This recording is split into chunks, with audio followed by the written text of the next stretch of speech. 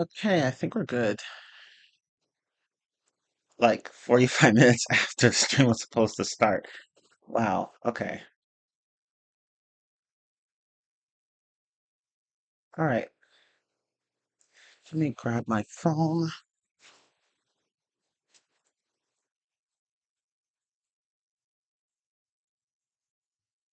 Yeah, we're live.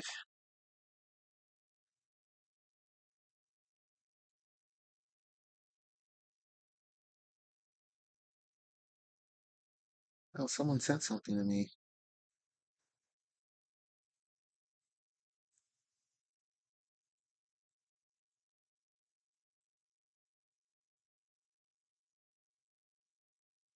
Okay.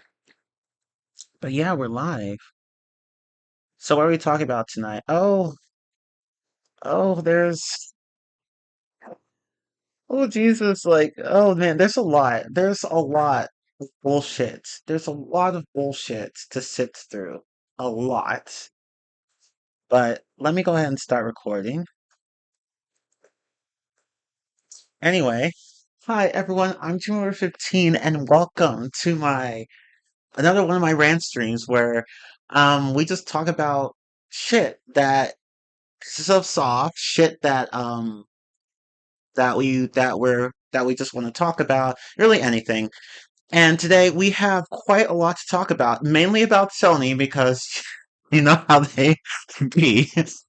Um but yeah, let's go ahead and get into it because I have some pretty funny news to share with you guys today.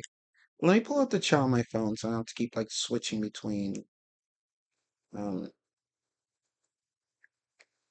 my um windows on my computer. Okay, there we go. So Sony announces new fight stick called Flex Strike and pisses everyone off in the process. So so they made this new fight stick controller called Flex Strike and they posted an ad about it on their X account 6 days after they posted about um, the decision to remove to just stop making physical discs after January 2018, and unsurprisingly, it didn't end so well. Like it didn't go so well because everybody lost their shit over it. Like they already lost their shit over what Sony said they were gonna do. Um, did I say 2018? I meant 2028. I'm sorry. Like, but yeah, like Sony like pissed everyone off with this announcement because basically for some reason somebody in the company thought it was a good idea to post about a new peripheral that they've just created after they recently go and after they recently went and um made the announcement that they were going to stop making physical games. And I I don't know. Excuse me, sorry, something went down the wrong pipe. But I really don't know what Sonic was thinking. What was thinking when they decided to do this. Like you literally just said you were going to kill off physical games, and then you thought it was a good idea to announce a new peripheral right after it, when everybody was still mad about your decision and are still mad about it. And you thought you could just wait out the backlash for only 6 days? And you haven't even addressed any of the backlash, any of the concerns people have, any of that. And you thought it was a good idea to advertise a new peripheral? Really? I just, I, like they're literally just going la la la. I can't hear you. La la la. That's literally what they're doing at this point. Like if they're not ignoring you, they're doing things like this that are just so tone deaf. Like Sony, what is your PR team doing? Do you even have a PR team? I would assume you do. You do because like a company like you is very big and very successful. would have a PR team. So what are they doing? Like, what are they doing? Did nobody in Sony consult their publicists before making such a tone deaf decision? I don't understand it. I really don't understand it. I really don't understand it. Like, what? I'm sorry. I just don't understand what made them think this was a good idea. Or maybe the PR team did tell them that this was a bad idea, but they did anyway. I don't know. I don't know. I can't I can't know for sure what goes on behind the scenes, but clearly somebody is doing something wrong. So, yeah, everyone's mad because you're literally just ignoring people, Sony, and you thought it was a good idea to like advertise a fight stick peripheral. Yeah, okay. Okay, Sony, I see you. Like it's not enough for you to ignore people and their concerns and complaints, not just about physical games, but about losing all the movies that they've bought through your library, your service, whatever. Like, it's not enough for you to just ignore all of that, but for you to go and advertise a new peripheral as if anyone's going to give a shit. Yeah, no, that's no, no, that's not how you handle things like this. Fire your PR team. And but hey, like, guess what happened after that? Now their fight stick, which was supposed to be released on August 6th, by the way, has now been delayed indefinitely. It was supposed to come out with this game called Marvel Tokon. I don't know how to pronounce that, but it was supposed to be released with that game, but now it's going to be released after that game. So, oops, oops.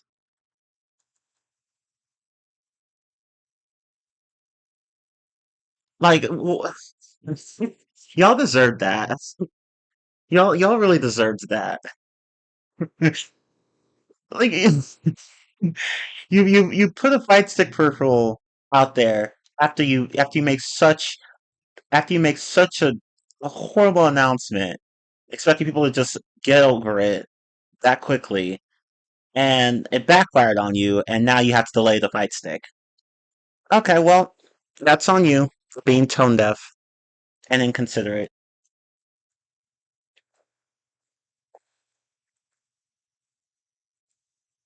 Now, granted, now if you read the article, it says that the the main reason was just production delays, like issues with production, but we all know that there's more to it than that. So, Sony, oops, do better next time.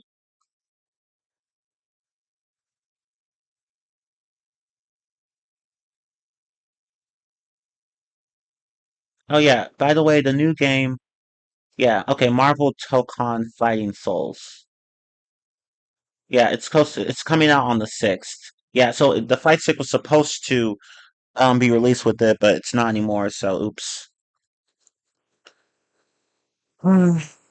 Like, don't you just love it when companies like get their just desserts for their crappy behavior? Because this is definitely just desserts for them. Oh, and there's even more. Like this isn't the end. Like there's more. There's more to this. But before I continue, let me read the chat. Hey Maxis, Jamie Raymundo, Shao Teehee, Poisonous Maple, of course. Um, and anyone else who's showing up. Hi. Yeah, Black Ops 1 and 2 have been released on the PS4 and PS5 recently. Probably should have put that in this Rantstream actually. I'll do it later. Um yeah, I'll talk about it later.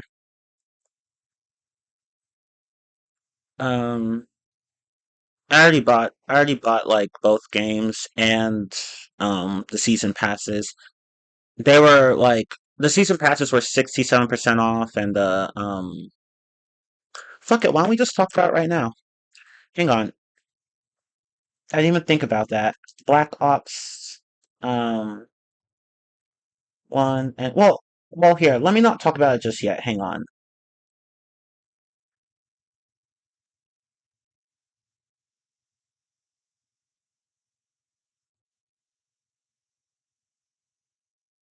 And hang on one moment. I'll just go ahead and add that.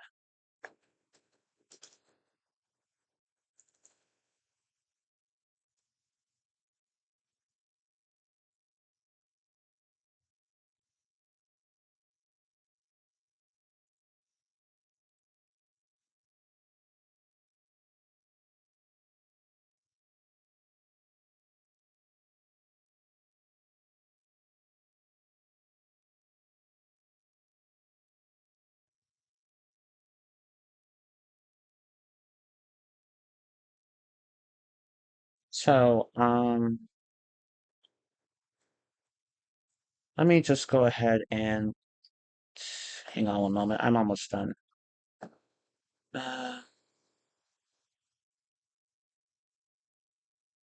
okay. Let's see. Black Ops.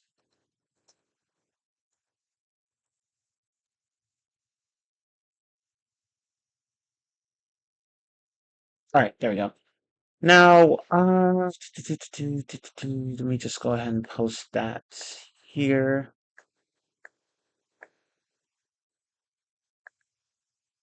There we go. Okay. I will come back to this in a bit. Let's just continue talking about Sony because we are not done. So there's more Sony news.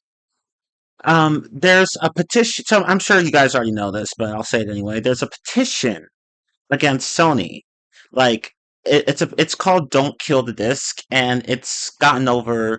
Well, at the time of this article, it had gotten over 200,000 signatures, and it's on Change.org. Um, and I looked at the.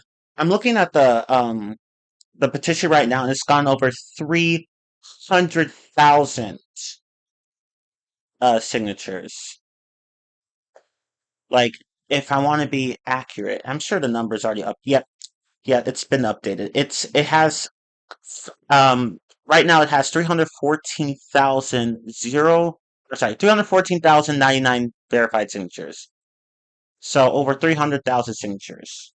So the number is just going up and up and up because people want Sony to keep physical games. And we all know why. So I haven't signed it. I know Maple has, but I haven't signed it.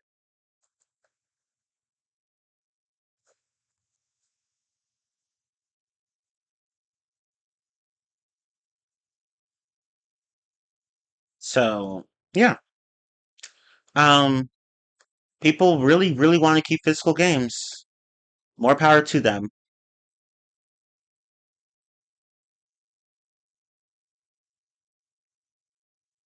And yeah, um, few companies such as KFC and Domino's have mocked Sony for killing PlayStation physical discs. Like they made some really funny announcements. If you look these up, you'll see what I mean. Um,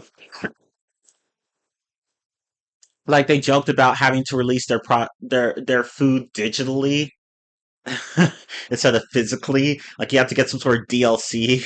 It's it's just really funny. But but yeah, like Sony, like their decision, it's literally as catastrophic as Ralph breaks the internet. Not gonna lie, it was just as catastrophic as Ralph breaks the internet.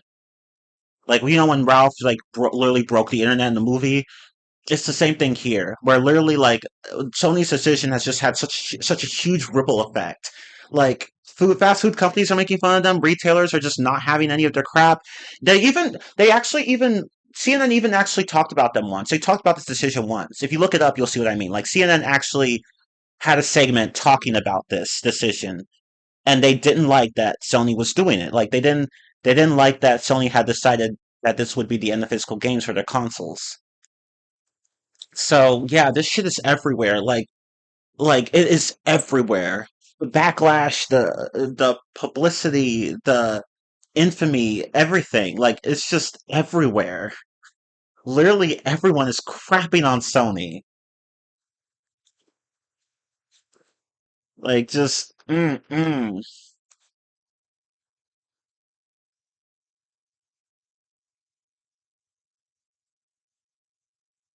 So yeah, Sony, like you, I bet they feel a shit ton of pressure now.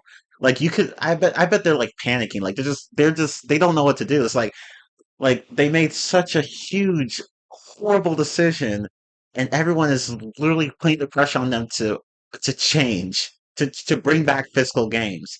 I mean, they're not gonna win. I don't care that they're a big company. They're not gonna win. Like at the end of the day, we consumers have more power. So you're not gonna win, Sony. You're just not gonna win. And you said that you're gonna start making physical games after January 2028, and it's July 2026. Do you really think you can last that long? You really think you can last that long? I don't think you can. So, oops. Hey, Kind Gamer Patrick, and the Uchiha and the Dance Panda Revival. Hey, everyone. A lot of people are here. Yes, yes. Let's go.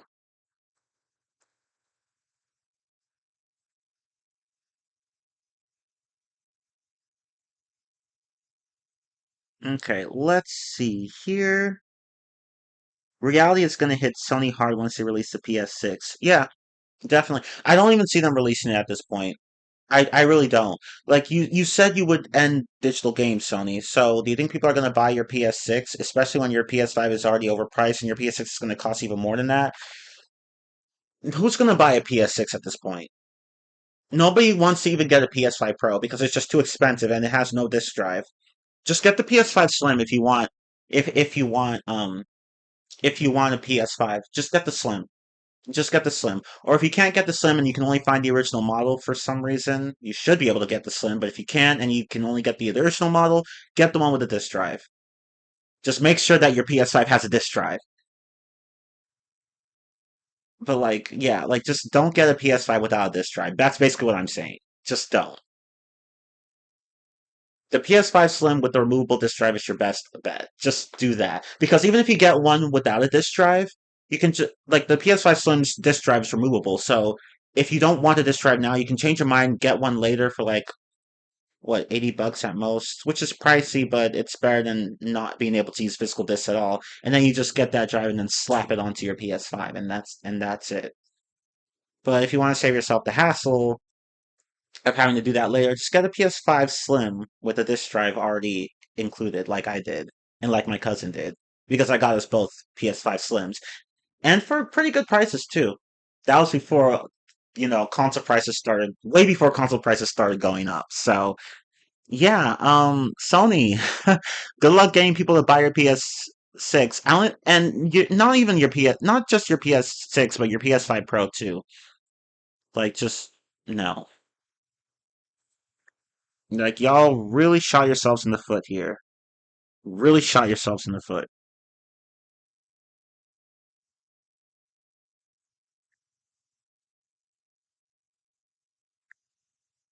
I think I'm gonna say my free movie ticket I was gonna use on Moana 2026 and use it for Spider-Man Brand New Day instead. Good idea.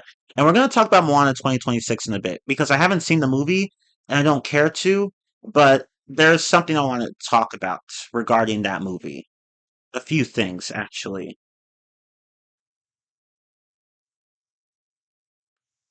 Not even the initial Xbox One backlash was as big as this. No, it was not. And keep in mind, they're only claiming that this will only be for new games released post January 2028. Yeah, exactly. Like, so every game that is scheduled to be released after January 2028 will not have physical copies. But every game before that point will. If they're going to if the devs are going to make copies for those games. Really depends on the game. So why is it that older games will get physical discs but not newer games? Who the fuck knows, Maple? Most people would prefer a console play that plays both physical and digital games. Exactly. That way you're not stuck to just one format.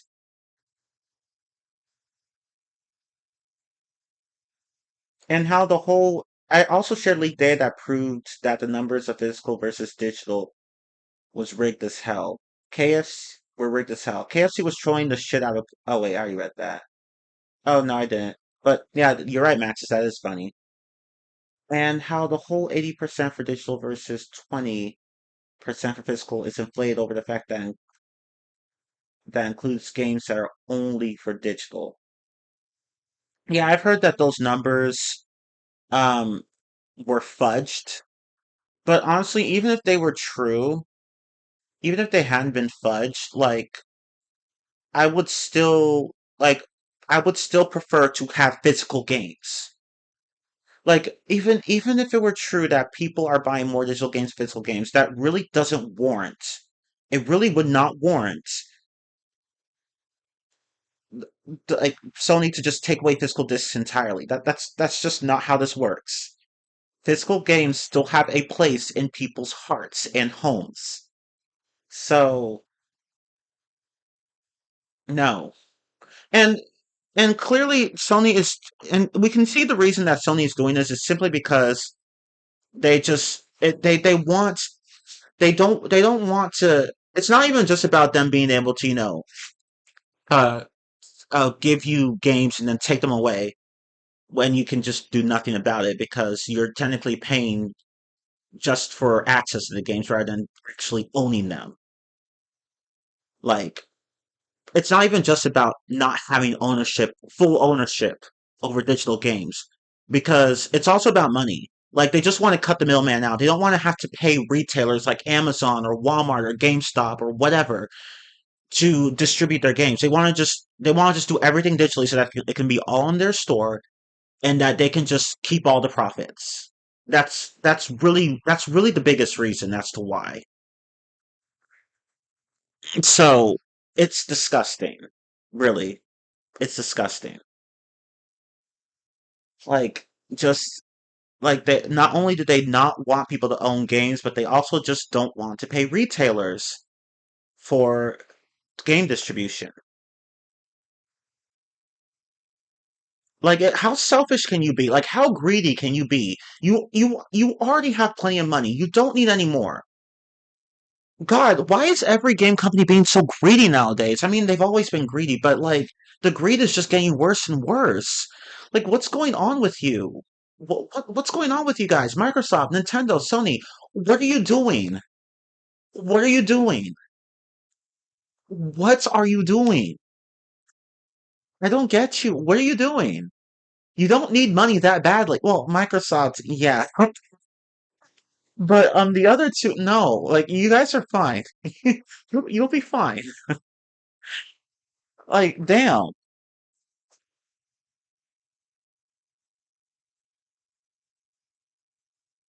A new Avengers movie is going to release this year. Yeah, and I don't care.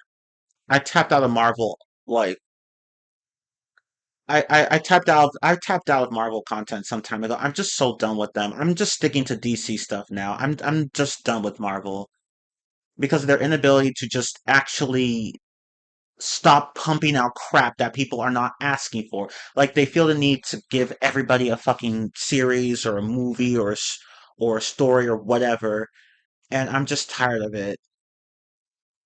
Like it's just quality over quantity at this point. And I know that they've been trying to scale things down a bit, but they're still not doing a very good job. And the MCU is a hot ass mess, and I really don't want to deal with that.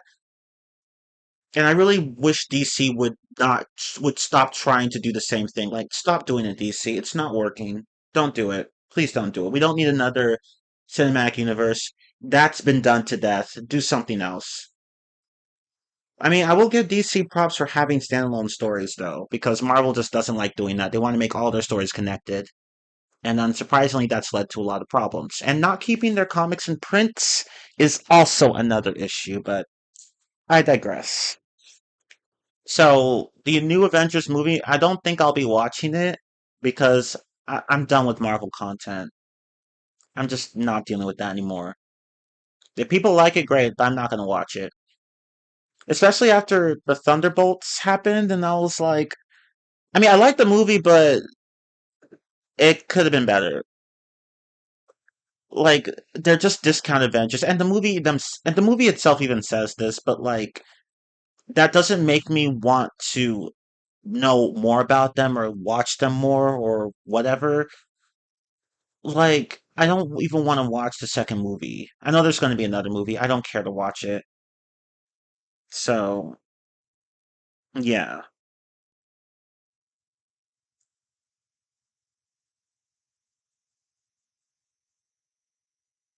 that's really money hungry to keep all the profits to yourself and not other companies.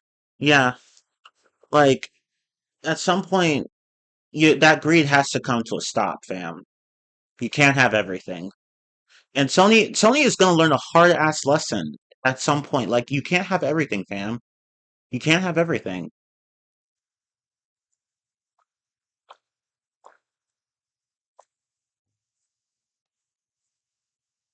Get over yourselves. Every time we think gaming companies are killing it, they go and do some screwed up shit. That's how we felt when the 360 that's was released. We thought Microsoft was killing it until the Xbox One, and Xbox Series X/S released. Yeah, Microsoft had such a strong start, and then they completely fucked it up after that point. Whereas Sony and Nintendo were pretty consistent, but now they're both tanking too. It's like, damn, y'all, what's going on? Like, Sega, I'm glad y'all tapped out when you did. Like, they're like, oh, I'm glad we're not into that. We're not dealing with that mess anymore. I bet they're just like, damn, yikes, I feel bad for these big three.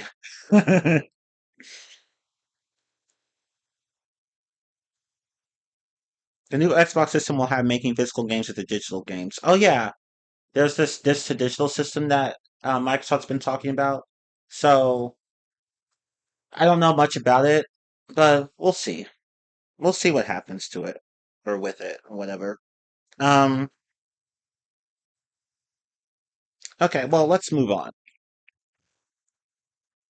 So, Call of Duty Black Ops 1 and 2 are out on the PS5 now, but they come at a high cost. So, hang on. Let me look at the prices so that I don't misquote or get things wrong. I hate ads. Go the fuck away. Okay, so both the original Black Ops games are they're both on PS4 and PS5 for $40 each. That's the regular price. And um the separate season pass is priced at $30. And they each have a season pass. So that's 40 plus 40 plus 30 plus 30, which means 140. Like $140 to buy everything. So that sucks. But fortunately there is actually a big discount right now. Um I don't know why Activision thought making these regular price was a good idea. It really was not. It was a very stupid idea. Like these are old games, you don't need to price them that high. You're acting like Nintendo at this point, Activision. But thankfully, they changed their tune really quickly because these games are both on a discount, at a discount right now. Um, the base games are 50% off, so now they're each 19.99 instead of 39.99, and the season passes are 67% off, so they're each 9.89 instead of 29.99. So uh like if you total all of that, it's I even bought them myself. It's 59.76. I bought these yesterday. So that was my subtotal. And with tax it's 64 something, $64 something. Um, but yeah, like you save $76 just about, which is not bad. It's not bad. I'm guessing Activision did this because I don't know. Actually, I don't know the real reason they did this, but maybe it's to do with the whole backlash thing on that. The whole backlash that Sony caused with their dumb decisions. So maybe that was part of the reason, if not the only reason. But I'm just guessing. This is just speculation. But yeah, so yeah, you pay like about $65 for everything, including tax. But not including tax, it's about $60. So yeah. Um, but the thing is though, like these games are missing a bit of content though. Like the wager matches in theater mode have been removed. I don't even remember those modes, if I'm gonna be honest, but those have been removed. And um but you'll still have full access to the campaign and this multiplayer and the zombies modes.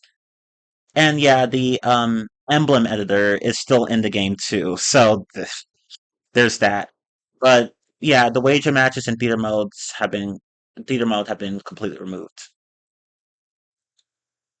And that's I think that's it. So it is a bit of a downgrade, but if you don't like the idea of having to fire up your old PS3 or 360 or whatever, then sure. Then I mean this isn't bad. So yeah, I went and bought like I wasn't gonna buy them at full price. Fuck that. But thankfully, like there was a recent discount, and it's up until August 6th, by the way. So you still have about a month to 3 weeks, really, to get that discount. So if you want the games, and I haven't actually played them yet, so I don't know how they play. But if you want the games, um, then now would be a good time to get them. So just do it before August. But yeah, that's all I have to say about Black Ops 1 and 2.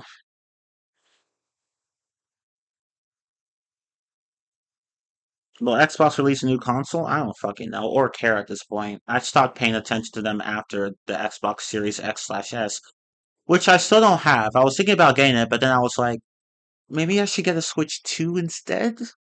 Might as well get something that actually has longevity. Just saying. Oops. Microsoft, do better. Anyway,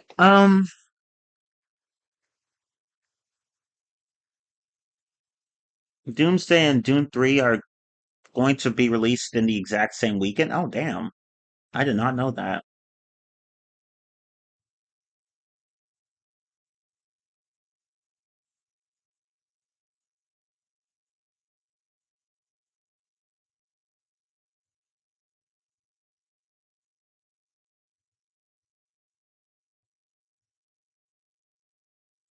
Okay, so let's move on to the next topic. So Microsoft has been laying off a lot of people, unfortunately. This one's going to be a pretty sad topic. Um, they've recently laid off nearly 5,000 employees across the entire company. And it's just it's just really sad because like being able to work for a big company like Microsoft is it's such a great opportunity that most people don't even get to have. So, and I'm sure plenty of people were passionate about working there. So for this to happen and for, the rug to be pulled right from under them, that's just awful. Like, I knew Microsoft was tanking. We all knew they were tanking, but for it to happen, for it to be this hard, like, damn. And I know that this isn't the first time that they've laid off employees, but like, this is just sad. This is really sad. Yeah, like not yeah, like layoffs are happening everywhere. You're absolutely right. And this is a big one right here. Like I do feel bad for these people. I really do. But thankfully, I mean, I mean like it's not a perfect solution, but it is better than nothing. Thankfully, the employees that Microsoft has recently laid off will have severance packages. And let me open up the article again because I have these up, thankfully. Let me see. Um, wait, where is it? Damn. Hold on one moment. Oh my God, I did not open this article up. That's embarrassing. Oh my God, hold on one moment.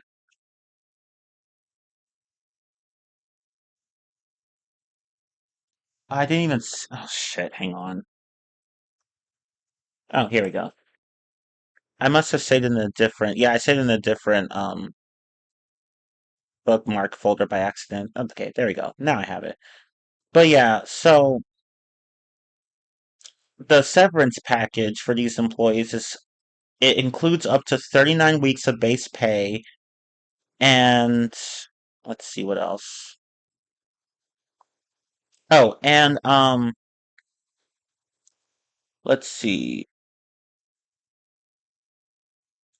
Oh shoot, hang on. Oh yeah, 6 months of paid health insurance and an additional 12 months of optional Cobra health coverage. So, oh yeah, and there's also going to be continued stock vesting for 6 or 12 months for eligible employees at level 67 and below based on years of service. So the company is giving people some compensation for firing them. Well, not technically, well, laying them off. You get what I mean.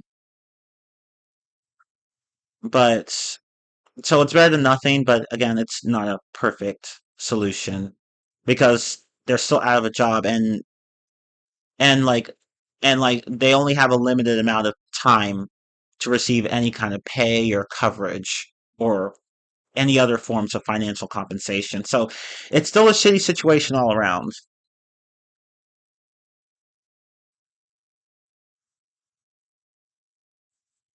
So yeah, I feel bad for all of you Microsoft employees out there. My heart goes out to all of you. Stay strong because yeah, our economy is rough right now, especially in the gaming, especially in the gaming area. Of course, that's not the only area that's really rough, but yeah, gaming's been taking quite a hit lately, so just stay strong. Stay strong.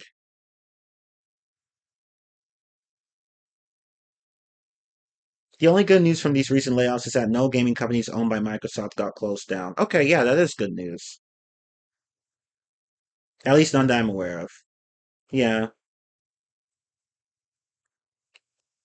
so, yeah, it sucks.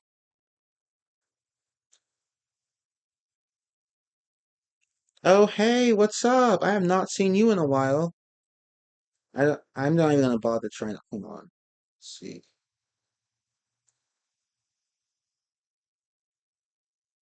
Sorry, I just saw someone familiar in the chat, but I don't want to risk botching his name, so I'm just going to type it. I'm just gonna say hi, what's up in the chat.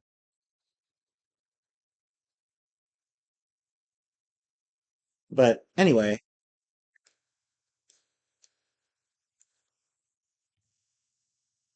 but yeah, very sad news. Like it's just it's almost as bad.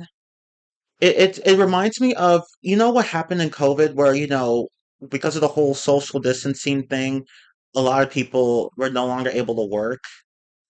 This feels kind of like that. It's not like it's bad. It granted like it's only localized to certain companies here because with COVID it was literally a lot of places, but and like a lot of people are still being let go from jobs nowadays, but like it reminds me of what happened with COVID. Like it's just so sad. I mean, I was lucky because, I was working for a grocery store and no one's gonna and like, grocery stores were very much a necessity at that time, so of course I wasn't gonna lose my job, but other people weren't so lucky. And it was just sad because I had customers, several customers tell me that they missed being able to work, and it just broke my heart. It was really sad. And like And now something similar is happening here. I just hate like people just losing their jobs like this. So many. It's just so tragic.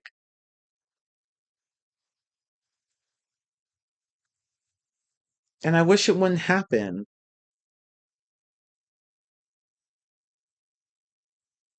But unfortunately, that's just how it is sometimes.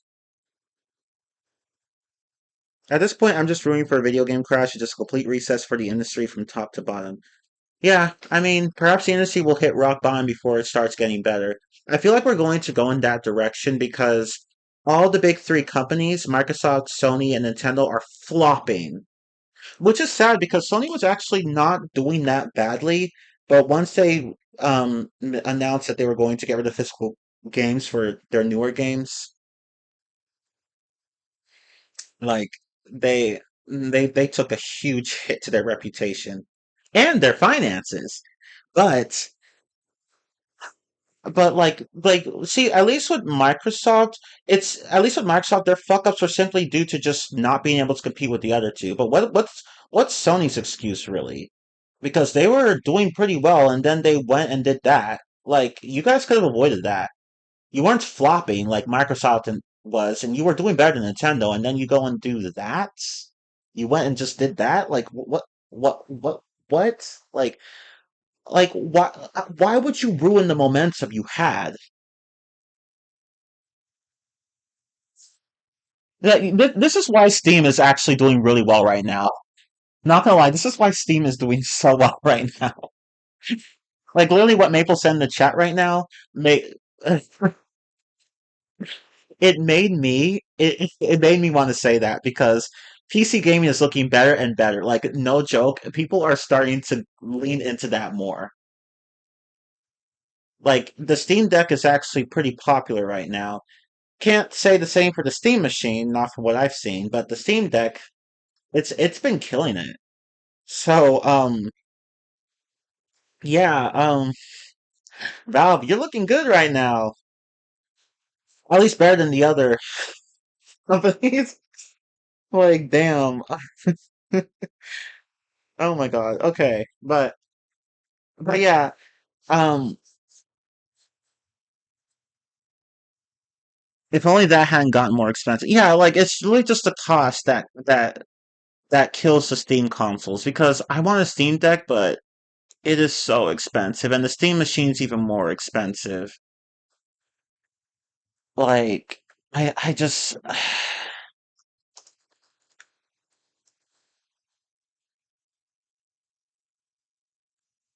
like literally look at this. Like the Valve Steam machine, 512 gigabytes. That model is only that model. I said only. That model is $1,049. With the Steam controller, it goes up to $1,128. The 2 terabyte model is $1,349, which includes two extra faceplates. And then if you put that with the Steam controller, it's $1,428. It's just fucking ridiculous. I don't want to pay that much for the Steam machine. I just don't.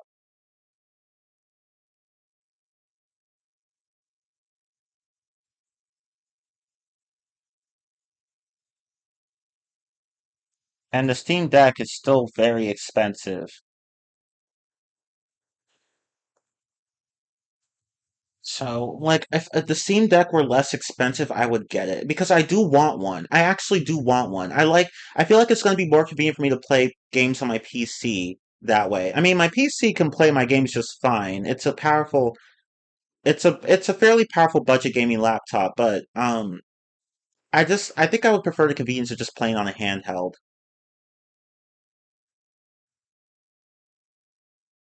So, so yeah. But hey, again, Steam is killing it. Not so much with their consoles, but with their games because their games are often discounted, and you never get the sense that they're going to go away.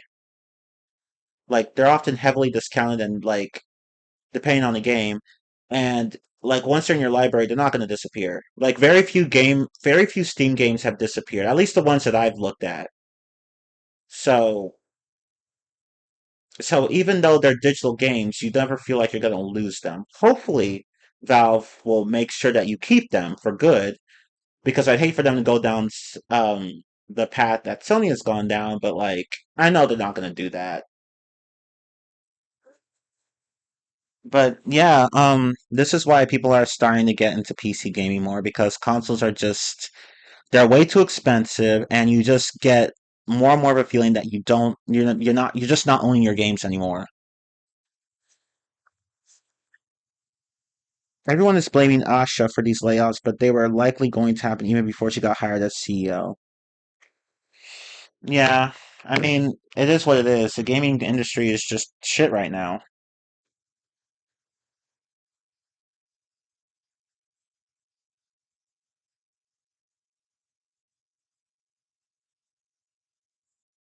But that's it for news for my news about Microsoft and Sony. Now let's talk about the Moana live action remake. Let me fix the title a bit. It flopped. Like it was a box office bomb. Like it just floundered hard.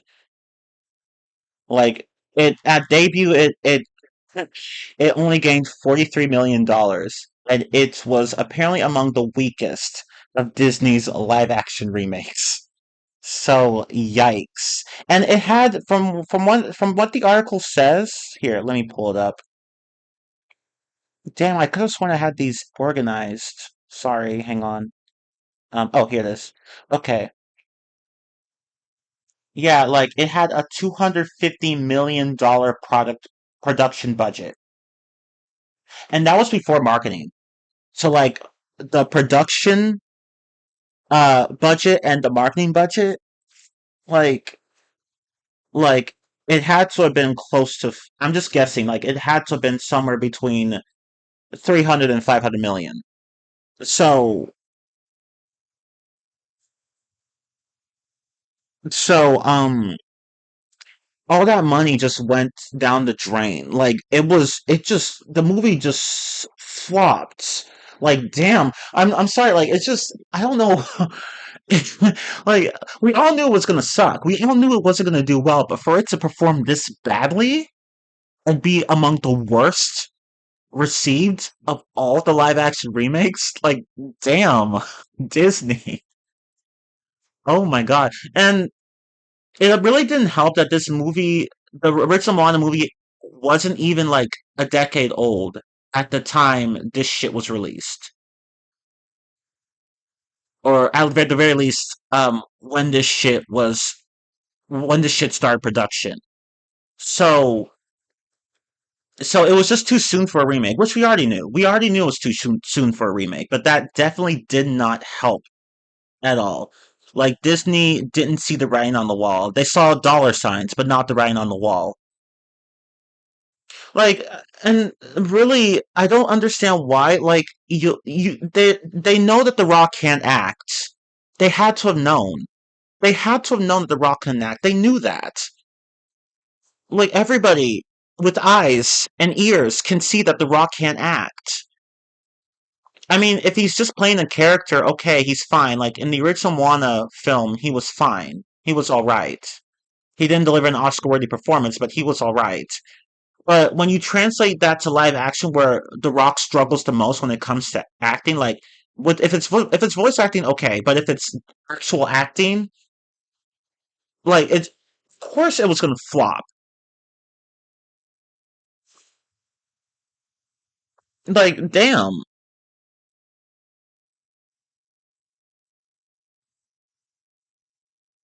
I remember looking up seats for this movie, and there were so many empty seats just a day or two before it came out. Yeah, because people are just tired. Like they're just tired of Disney making this shit. They don't want this to keep being a thing. Like literally nobody was asking for this. Now, at least with certain other remakes such as The Little Mermaid and Lilo and Stitch, at least those turned a profit. This though, and with one of the least talented actors in Hollywood, like of course it was gonna flop. And a big criticism of this movie, at least from what the article says, is that it was pretty much beat by beat the same as the original movie. Like every scene was basically the exact same.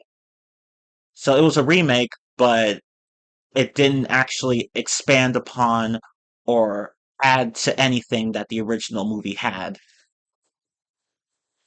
Like, damn, Disney. Like, this. I don't think I've ever seen a movie tank this badly. In terms of live action remakes, I don't think I've seen a movie tank this badly ever since Mulan 2020 because that one flopped hard. Like, it had a $200 million budget and it only made like 23 million. And COVID did not help. But at least Mulan 2020 had. I'm sorry, Mulan 2020. At least Mulan 2020 was kind of affected by COVID. That wasn't the only reason, but it was one of the biggest reasons. But what's the excuse here? Like, there's really no excuse here. Like, Disney just fucked up. They just fucked up. Like, $250 million, and you make only 43 million of that. $207 you lost. Holy shit. Like, damn. Oh my god.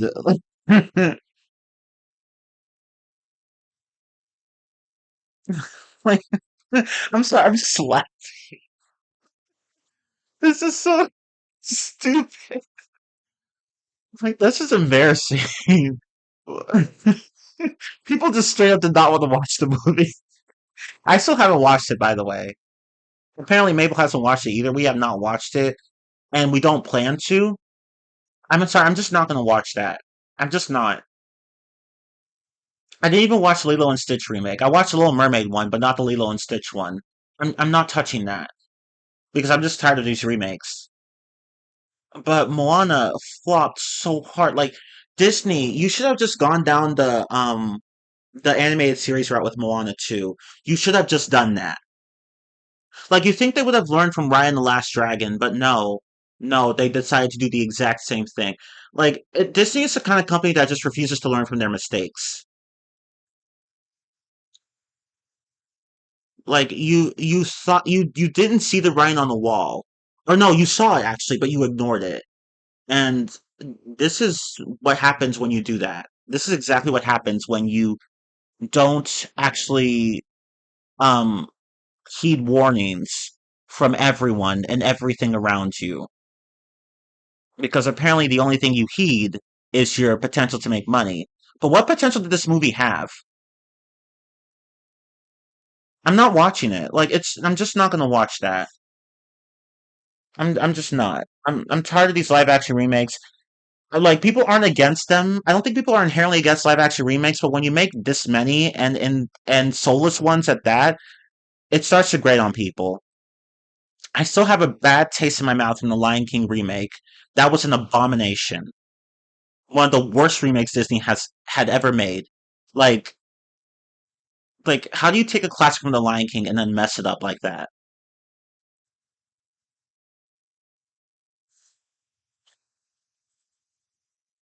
I mean, some of their remakes are have been positively received, like The Little Mermaid to some degree, Aladdin, The Jungle Book, like Lilo, and apparently Lilo and Stitch made a lot of money. So like they can turn a profit when done properly. But there have been a lot of flops or middling films such as Moana 2026, Mulan 2020, the Pinocchio movie, and so on and so forth. Like, it's just at this point Disney just start making original content. And no, Hexed doesn't count. That's not original. It's really not. All you just did was copy Wish and the Owl House. You see, like, you don't learn anything. Like, you just keep making the same mistakes.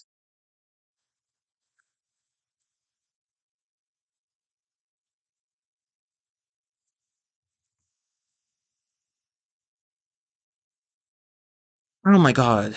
At least The Lion King and Lilo and Stitch had plenty of distance. Um, from when the original anime movies came out. Yeah, exactly. Like the remakes were not too soon. They weren't made too soon because those two are old movies and the remakes came out like many years later. So they didn't feel as unnecessary as the Moana remake did. Like distance matters when it comes to things like this. The only live action remake I've watched is Aladdin. Not surprising, really.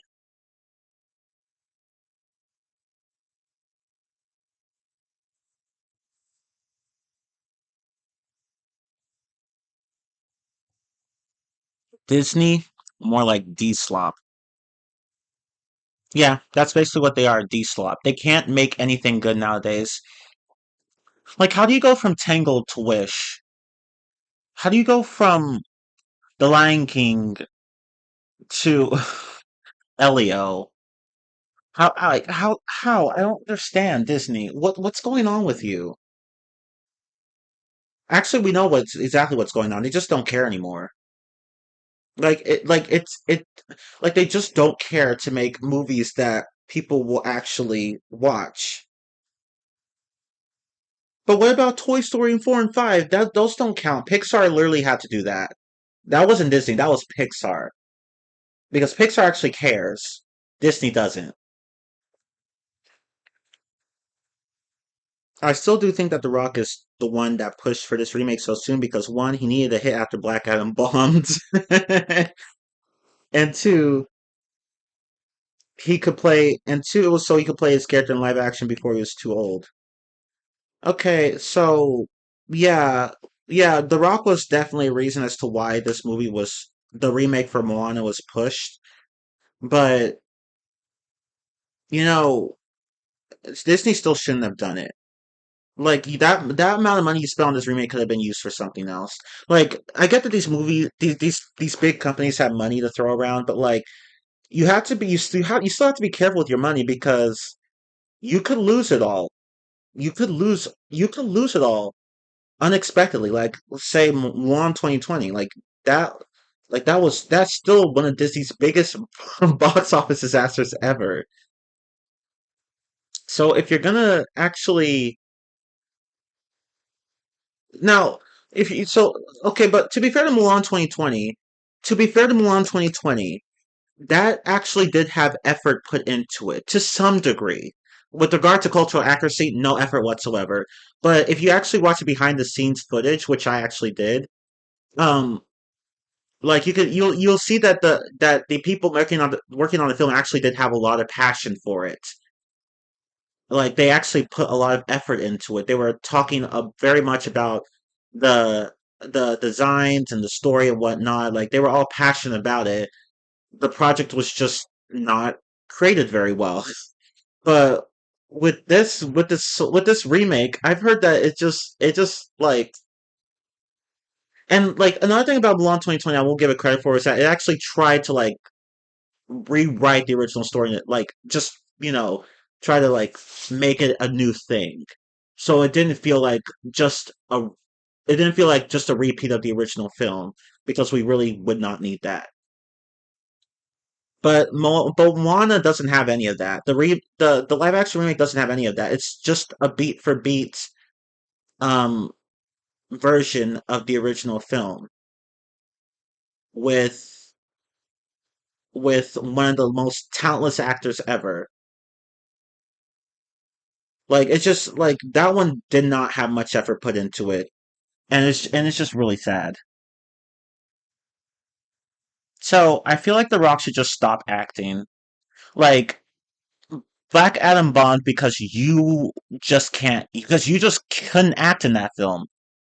You couldn't act. You've been in the game for like at least 25 years and you still can't act. Like why is it that people like Vin Diesel, Dave Bautista, and John Cena can act but you can't? Yes, even John Cena's a better actor than The Rock is. Not by much, but at least he has a bit of range. But The Rock has no range. Like, dude, just retire from acting. You're not good at it. Like you and Kevin Hart, like you two should not be in a film together. Just stop being in films together. I'm so tired of seeing you two. Just go. Just go. You two should not be acting. You can't act. Like damn, even Jack Black's a better actor than you two. Damn, I'm done. I'm done. Just go. Like Jack Black is better at acting and voice acting than those two combined.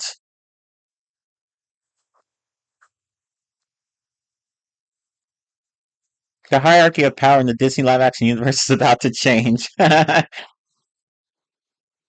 actually why some of the Pixar movies are good because Pixar is killing it, unlike Disney. Yep. I mean, Pixar is killing it, but Disney is killing their franchise. Like, there's like we can see the difference, right? Pixar's killing things in a good way. Disney's killing things in a bad way. Like Pixar's killing it, but Disney's killing it. It's just like, ugh. The Rock needs to retire. He's gonna be running for. Yeah, I agree. He's gonna be running for president 10 years from now. Just watch.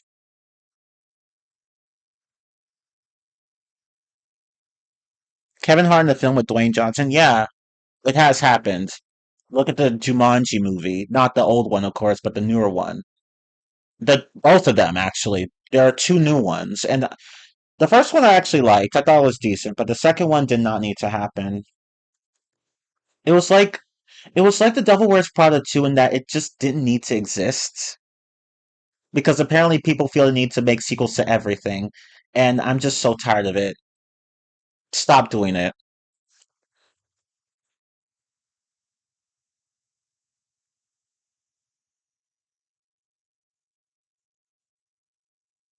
I think that's also why The Rock is going back to franchises like Fast and Furious and Jumanji. I really don't think he should though, because here's the thing. As I said, the second Jumanji movie was just terrible, and it had Aquafina in it, which really didn't help. And the Fast and Furious movies, I've only watched the sixth one, but from what I've heard, they are just not doing so good right now because they've taken a completely new direction that people just don't seem to like in general. But so I think The Rock is screwed either way. It's like you could go back to those movies, but like, what would be the point when they're not doing so well?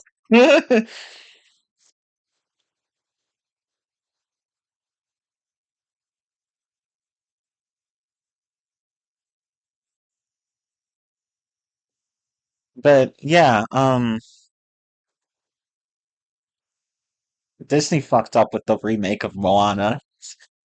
I'm not gonna watch it. I don't see a point. Like it's just not worth my time. The Little Mermaid remake was worth my time. The Jungle Book remake was worth my time. But the Moana live action remake was not. It's not worth my time. It's not.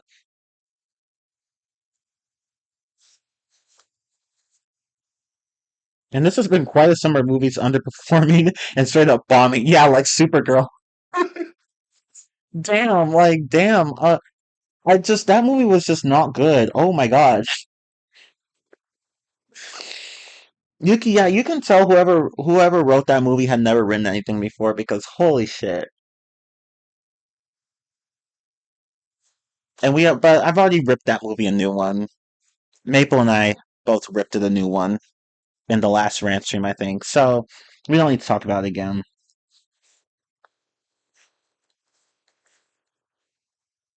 This sucks because the year started off incredibly well in the box office. Yeah, and then it tanked. It started tanking.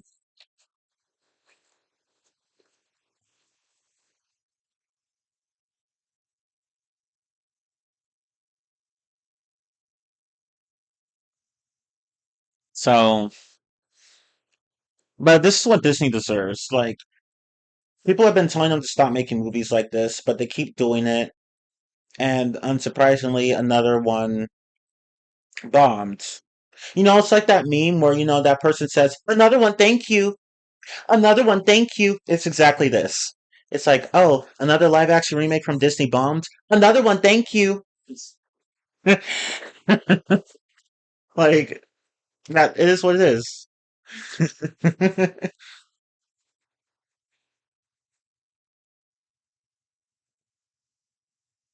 But yeah, fuck you, Disney. Okay, so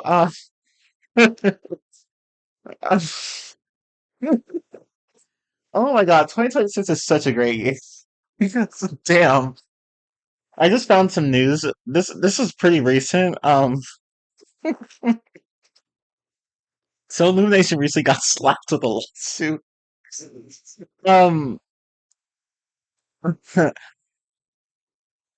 I'm gonna pull up the article. Hang on. So, you know the movie Migration, which I do plan to rant about in a bit. Um, along with two other Illumination movies, Despicable Me 4 and the Minions, the new Minions movie, Minions and Monsters. Um, so, so let me read the headline. Uh, Migration sparks idea theft lawsuit against Illumination. Mike White, Kenneth Giovara accuses the makers of the animated film of copyright infringement for lifting ideas from its award-winning screenplay. So there's a screenwriter who who has recently sued Illumination Entertainment, and the person who wrote the movie Migration, whose name was Mike White, for copyright infringement because he's accusing them of ripping off his script to make the animated feature. So so he had a screenplay called South for the Winter. The screenwriter Kenneth Giovara, I mean. And both works follow a family of birds whose homebody father reluctantly agrees on the road trip-esque migration. So this screenwriter wants profits from the movie and unspecified damages. And he wants a court order naming him as the writer of the film. Because he's saying that the plots, the sequence of events, and the themes are very, very similar between his screenplay and Migration. So,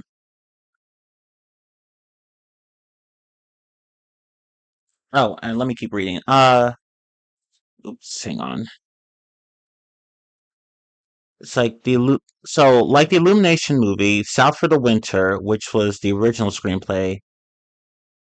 It features a family of birds living in New England confronted with the decision of whether to migrate to a warmer climate or stay in the safety of their home. They begin their migration in Central Park in New York, where much of the films are located. Okay, so the premise is pretty similar. Giovanna stresses that the headstrong protagonists in both movies are named Mac without a K. Like they're both named Mac, but Mac has a K. Mac's name has a K in Migration, but not in the other movie. And they're both helped by an older mentor, Bird, who introduces an alternative worldview by encouraging freedom and exploration. Themes of coming of age independence and migration as an identity forming adventure are featured in Migration like it is in South for the Winter. The lawsuit filed on Friday claims. I guess I'll just read the rest. There's not much left to read. Um, in 2011, Giovara's script for the film won the top prize in the Fresh Voices Screenplay Competition in the animated category. It was shopped across Hollywood for years by Giovara's attorney, who sent it to studios, producers, and agents. It is more than just a mere possibility that White, the alleged writer of the screenplay for Migration, discovered and misappropriated the South for the Winter copyrighted work and or disclosed it to the defendants, who then incorporated elements from those works without permission or authorization. Writes Francis Bottini, a lawyer for Giovara in the complaint. Illumination's Migration grossed over $300 million worldwide on a budget of roughly $72 million. Its voice cast includes, uh, I mean, I don't really care, but it includes Kumail Nanjiani, Elizabeth Banks, Danny DeVito, Keegan Michael Key, and Aquafina. Ooh, yeah, she's in the movie, unfortunately. But Giovara's lawsuit faces long odds in court, where the standard to convince juries that similarities between two works constitute copyright infringement are high. Yeah, pretty much. Copyright law doesn't protect general ideas or tropes considered standard in the treatment of particular topics. Think a getaway driver in a heist movie. True. Only the particular expression of those ideas. Yeah. So like I said before in um a rant stream recently, like you don't own ideas, you only own certain manifestations of those ideas. So like for example, plenty of movies have this kind of buddy have this kind of like, buddy road trip kind of thing. or adventure or this adventure where two characters who are very different from each other work together and go on an adventure or a road trip or a mission or whatever. Like that trope's been done to death plenty of times in plenty of movies such as Shrek and Onward and Toy Story and Up. But you can't claim that people are copying that because again, that's a general idea. Like you can't claim copyright on that. But if it's a certain manifestation, then that's different. So yeah, that's pretty much it. But yeah, Illumination. Yeah, that this was something that just happened so recently. Like I wasn't even gonna. I didn't even know about this at first, but like literally once I was just looking up movie reviews of the Illumination movie. I came across a video talking about this, and I was like, oh, so Illumination got slapped with a lawsuit. Which I found pretty funny. Because well, you know what, I found it really funny because this is like one of the few movies where Illumination actually tried to tell a good story. Like they tried. I'm not going to say that they succeeded here because I don't think they did, but they actually tried to tell us an actual story with the migration movie. And I was like, oh, okay. So I mean, it's still not great, but Illumination, maybe they can actually um make a decent story. Unfortunately, I came across this article and I was like, oh, well, never mind. I mean, granted, we don't know for sure whether or not Migration fully copied from the other screenplay, but I just found it really funny. It's like just when you thought Illumination was actually going to create something original, this happens. But again, this is only an alleged thing. It's only an alleged incident. But anyway, that's all I have to say about that. Is that it for this for all the talking points of this rant stream? Yeah, actually that's it. But yeah, regarding migration, I watched it recently. It's all right. It's nothing special really. But yeah, those were all the talking points I had. We talked about Sony's fuck ups. We talked about Microsoft laying people off. We talked about Moana's box office bomb. And of course, the Black Ops games being released on Black Ops 1 and 2 being released on PS4 and PS5, which makes sense because Black Ops 3 is on the PS4, which I have, unfortunately. Um, and, 4 and 5 are. 4 was on PS4 as well. Uh, I think Cold War was the first one on PS. Was it on? Yeah, the Cold War was the first one on the PS5, I believe. It was the first cross-gen game. But yeah, going back to Black Ops 1 and 2. So, just for a moment. Wait, where is it? No, oops, it's up here.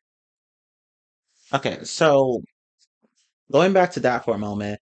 From what I've heard, these are just straight up remasters.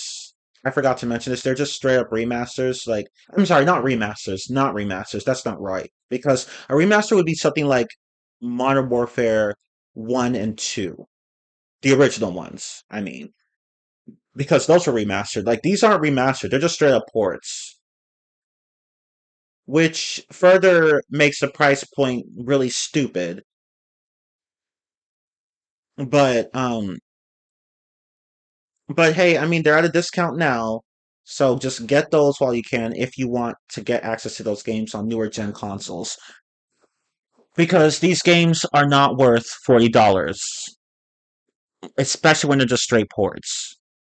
Like if you're gonna make something a straight port, don't like have the price point be justified. Whatever you do with the port, have the price point be justified, and that's just not what happened here. So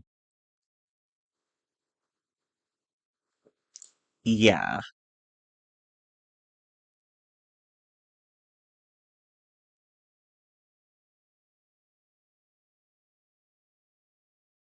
Hold on, let me look at something here.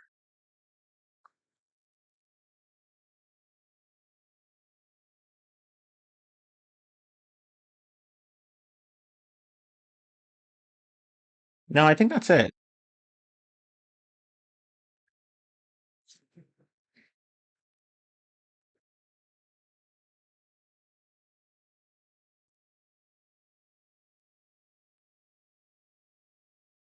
Yeah, yeah, that's it.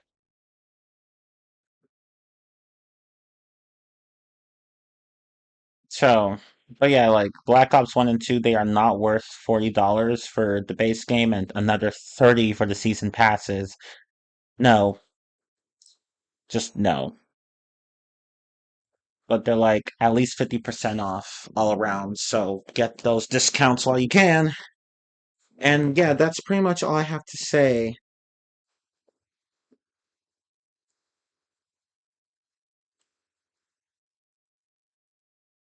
think that's all I have to say about about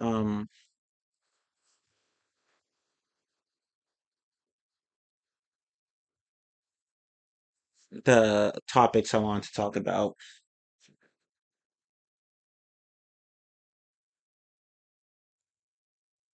What? How long have we been streaming anyway? Oh wow, it hasn't even been. It's only been a little over an hour. That's huh.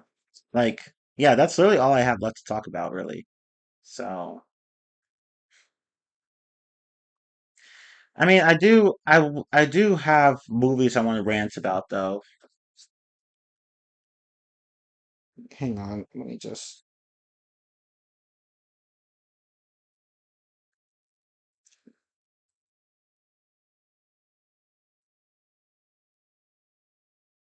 Yeah, I do have movies I want to rant about. We'll go into those in a bit. But hang on one moment. Let me see here. Uh, might as well cover it. Might as well cover them because I really don't feel like covering these movies in a different stream. So, let's just cover these in this stream as well.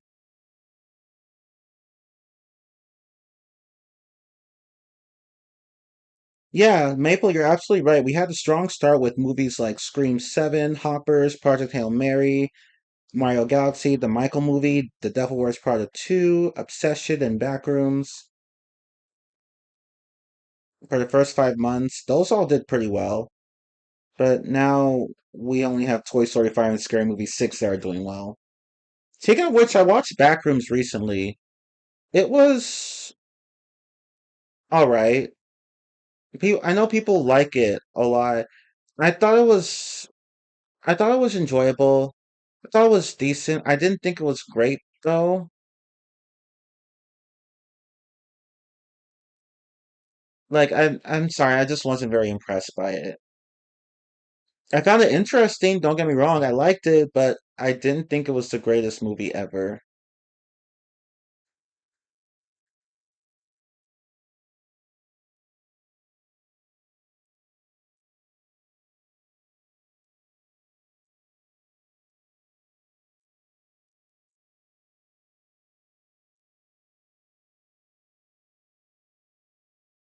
On the bright side, Michael did just make $1 billion, becoming the second film in 2026 to do it. And Toy Story 5 and Spider-Man should follow suit pretty soon. Yeah, so there's that. But I guess I'll go ahead and move on to um the the movies I wanted to rant about. But I think we should take a break now. And then when I come back, we will continue. Yeah, I think that sounds good. I'll go ahead and take a break. So if you guys need to do anything right now, now'd be a good time. So I will go ahead and take a break. But when I come back, we will um start talking about the movies I want to talk about.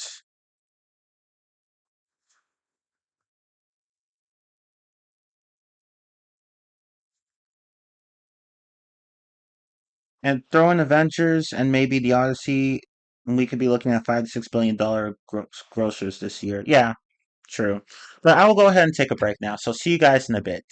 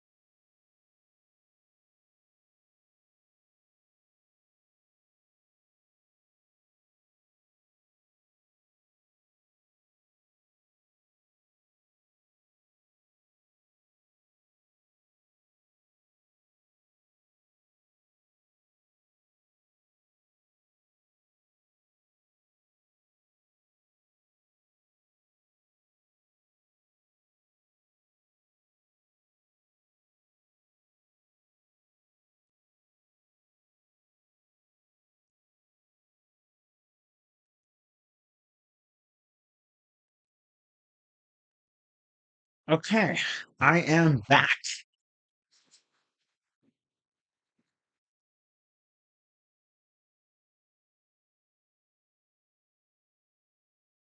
Let me just close out of this. Okay. Oh, hang on. Let me unpause recording. Okay, now I'm back.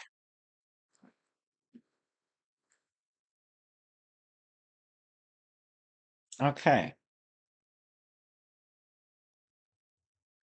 I'm back too. We're all back. Not really. I don't know. But yeah. Okay.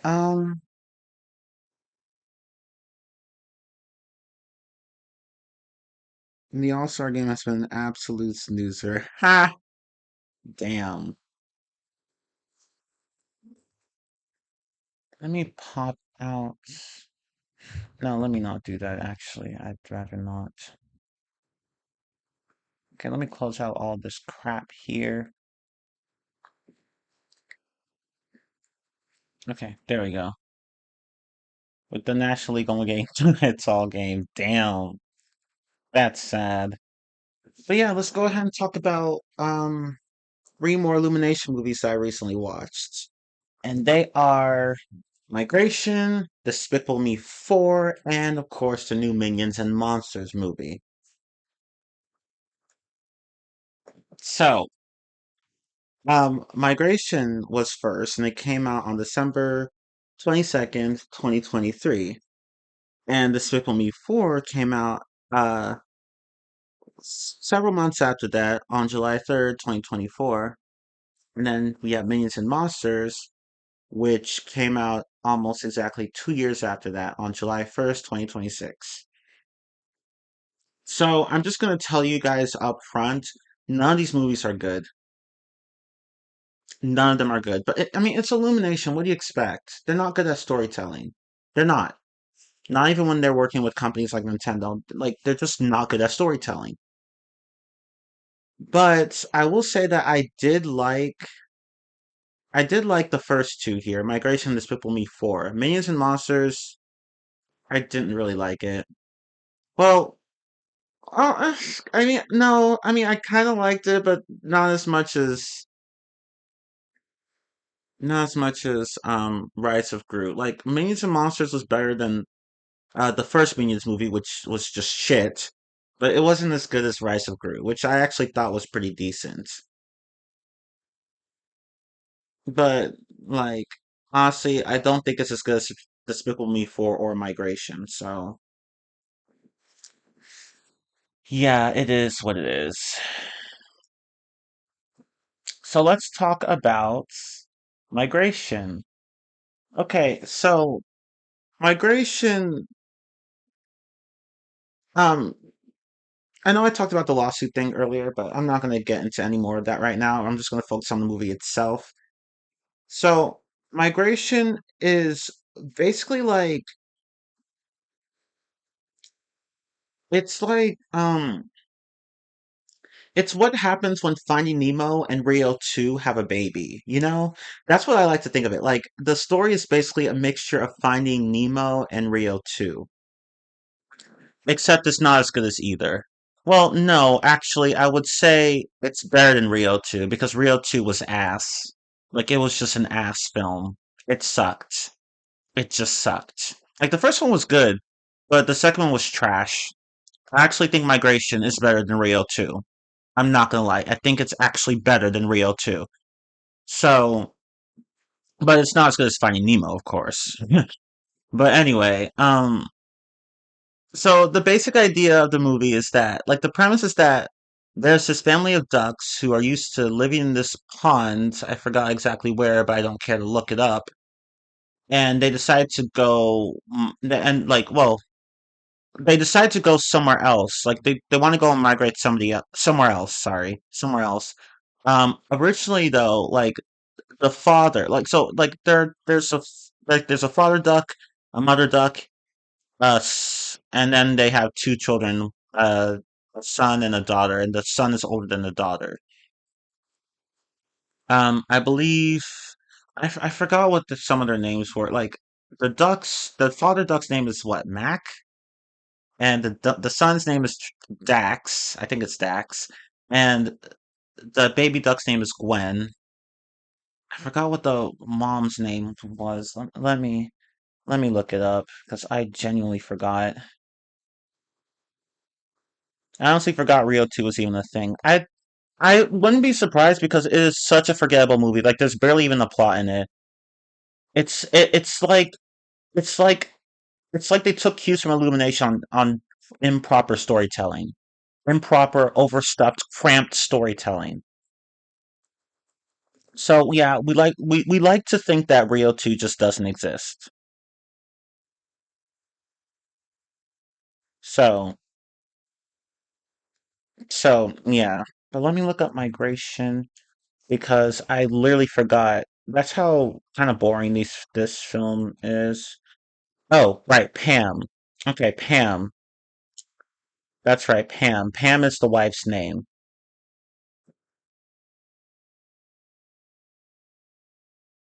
So the father's name is Mac. Though his wife is named Pam, and his children are named Dax and Gwen.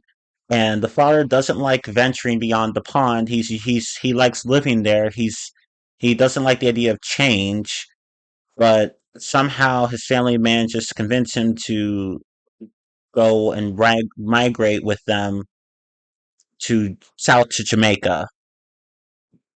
Oh, and Uncle Dan, the guy, like Mac's uncle, Mac's Uncle Dan, um, who's played by Danny DeVito, by the way, which I don't really care about.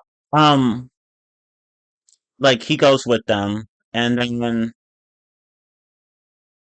like they go on this adventure across the world, and they come across a lot of danger and stuff like that, and eventually they make it to Jamaica, but yeah, they went through hell just to get there. Sort of like there were some good moments, but there were a lot of bad moments. I mean, it's not a bad idea for a film. I actually do like the idea of it. It's like again, it's a little bit like Rio 2 in that way, but like people are saying some people seem to think that this movie copied Rio 2. I watched both recently, like within a week of each other, I think. And no, like they're not very sim like there's barely even any similarities between them. Like what like yeah, in Rio 2, Blue and his family decide to migrate somewhere else. To the Amazon, I believe. To the Amazon forest. Because before they were so used to living in Brazil. Like what was the city? Rio de Janeiro? I think that was the city name. But now it's like, okay, let's just go to the forest. Um the Amazon jungle. Oh dang, sorry. I don't remember the like just like the wild. And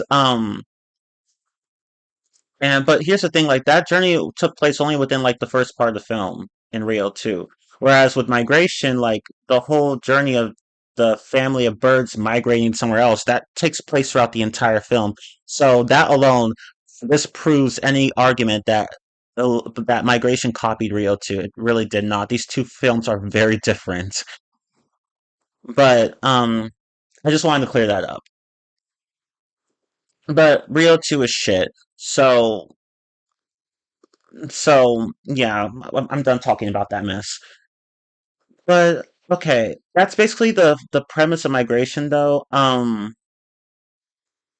yeah, and throughout the movie, like the father, Doc Mac, he he um he at first acts all you know afraid and hesitant and whatnot, but he does grow a spine and becomes more bold and daring and courageous throughout the film. Um, he changes for the better, and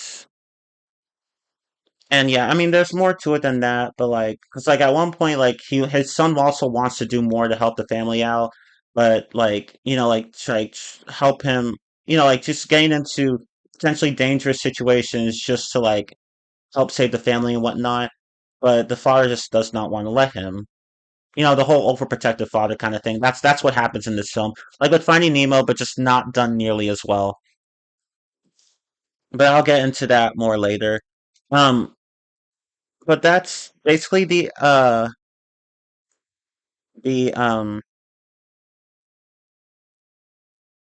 Oh yeah, and the family meets this Jamaican bird, parrot, I believe. I forgot what his name was. I can just look it up though. I think I still have the. Do I still have the Wikipedia page open? Yeah, I do. Okay. Delroy. Yeah, a scarlet macaw from Jamaica. Okay.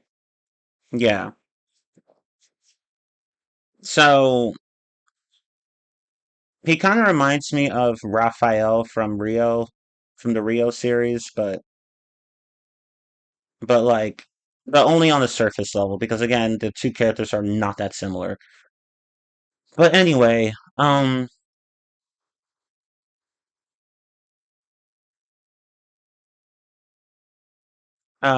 that's basically migration. So like the family migrates south to Jamaica. Oh yeah, and they meet this guy who wants to like, kill who basically who kills ducks and like, sells them as meat in his restaurant. Like he's the owner of a really fancy restaurant. He's also the head chef. Um and he just wants to kill the duck family and all the other ducks that they met along the way so that he can, turn them into food for his restaurant. But it's there's just a lot wrong with this movie, but that plot was just kind of bare bones. Like it didn't last as long as it should have because that antagonist appears only in a certain section of the film, unlike like he doesn't appear throughout the entire film. So he was just kind of a nothing burger. But anyway, let's see. That's the basic plot of the movie. So, are there any positives? Okay, well, the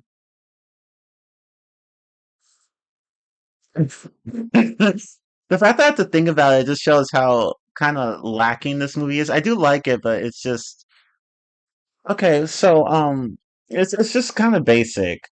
I mean, the animation was nice. It was nice. I like the art style.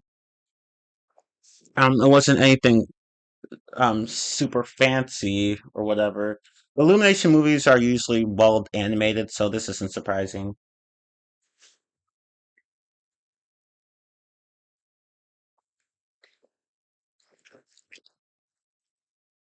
But yeah, I mean, I did like the animation, the art style. Um, they were fine. Not the best I've ever seen because Rio's art style, Rio and Rio 2 had a way like their art style was way more colorful and popping and vibrant.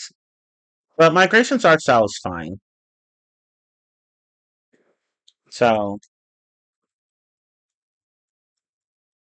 the animation was pretty good and the art style was fine. Um,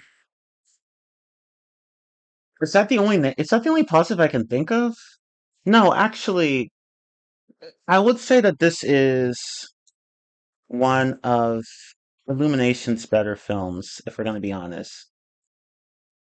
Because here you have a film that isn't that isn't basically just there to milk the franchise like Despicable Me or the Minions. Like there's no IP that Illumination is trying to like milk.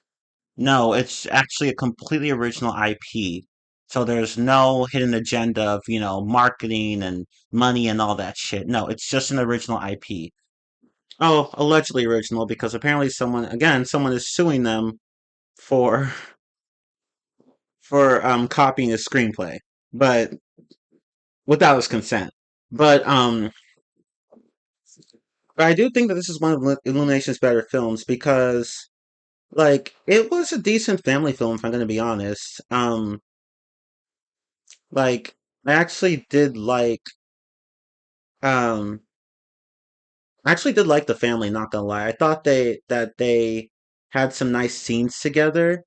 Um, actually like that they managed to overcome. the number of obstacles they did as a family.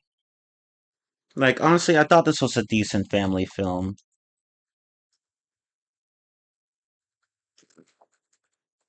So, so I will say the characters weren't boring. That's a plus. They weren't boring. They were actually entertaining.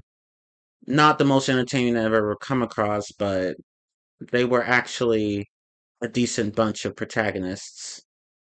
Even Uncle Dan. So I would say the protagonists were decent.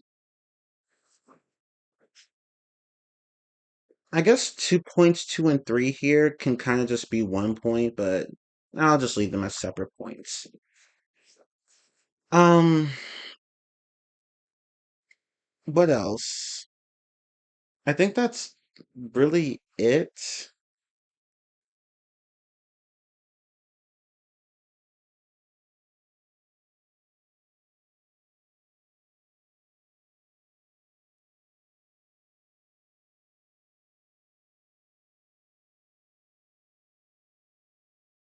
Um, I'm sorry, I just okay, so let's see. We talked about animation, art style, the story, the I guess the music. I don't even remember the music. I don't remember what the music was like, so I'm not even gonna bother talking about it. But I think those are it for the positives. Let me just put these into like 1 point.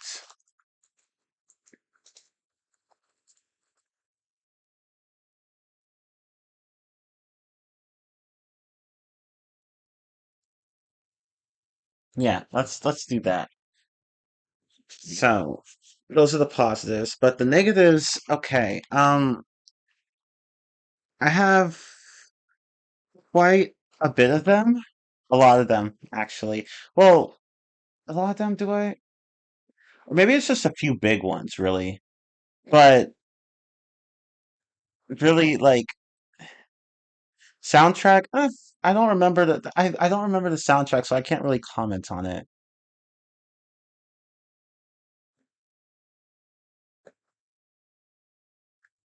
I honestly don't remember the soundtrack, so I'm not even gonna comment on it. Okay, so negatives.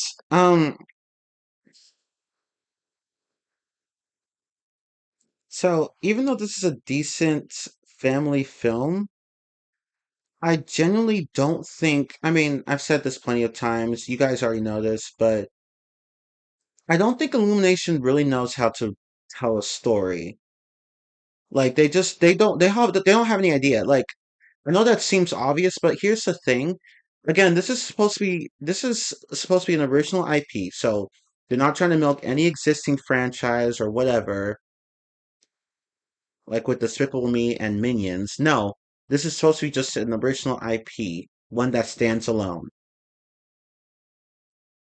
And yet, like, the storytelling is still kind of bad, which tells me that it's not even just that Illumination doesn't care, because when they do try to actually do something original, they still manage to fuck it up somehow. So it's like they just don't know what they're doing. They do not know how to tell stories. So what do I mean by this? Okay, so like I said, this movie feels similar to Finding Nemo in that you have an overprotective father and a son who wants to help out, who wants to prove to his father that he's that he's brave and capable, but his father just won't let him. But Finding Nemo did that trope, that plot so much better. So with migration, the conflict between Dax and his father Mac was just flat. It was so flat. Like like that conflict, I just didn't give a shit about. I genuinely did not care about it. I thought it was because I was just being a cold, unfeeling asshole.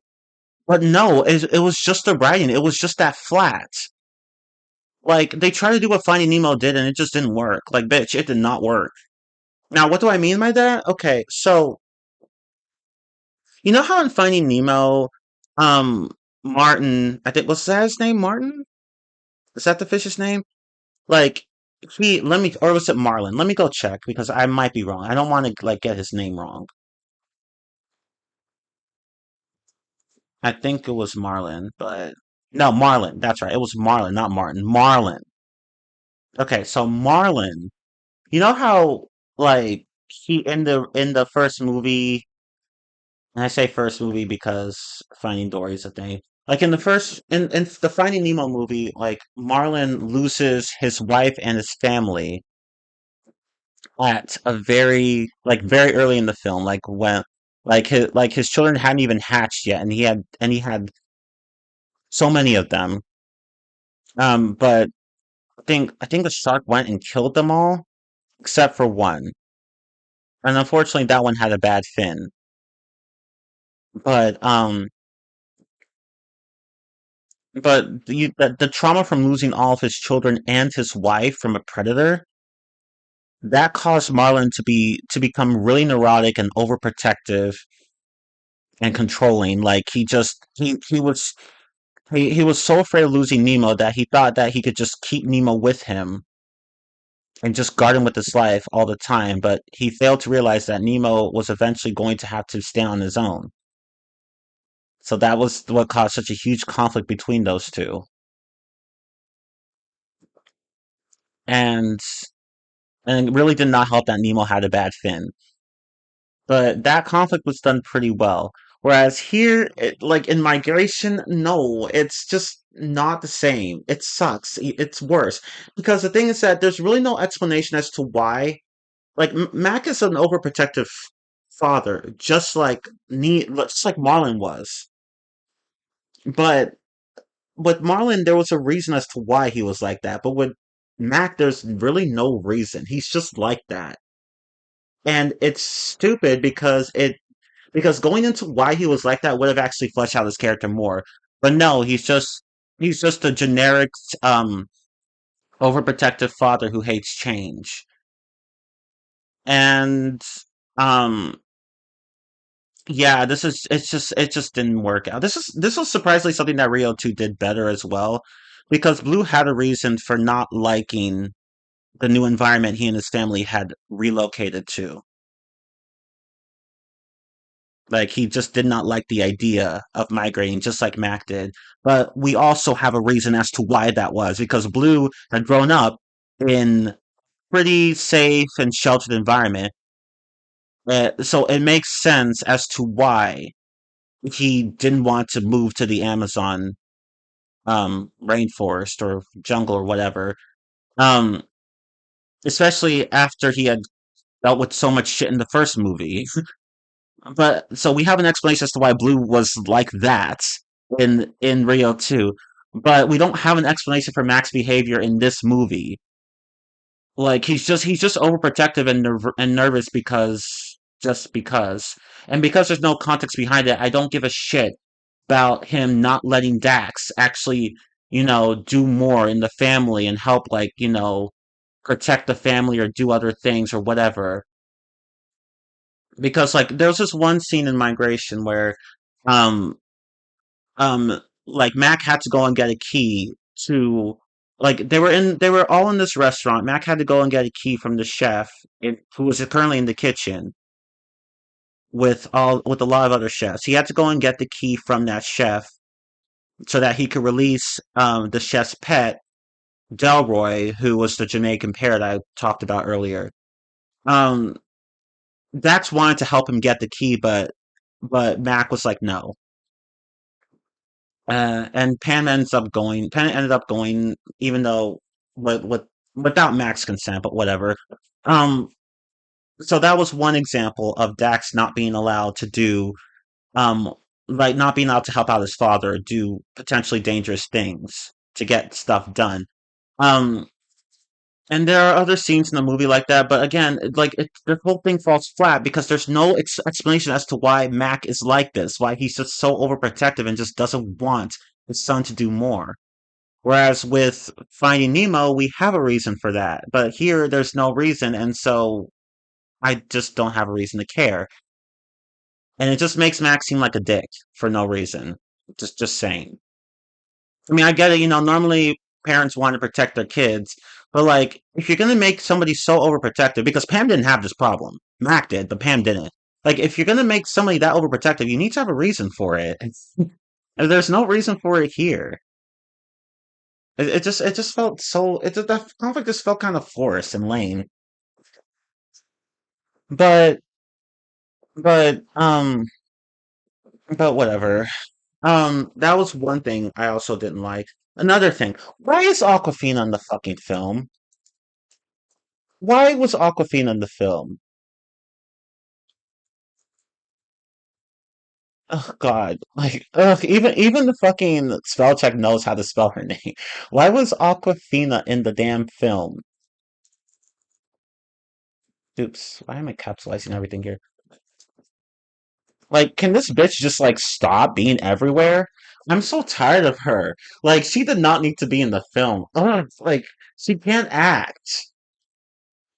She really cannot act.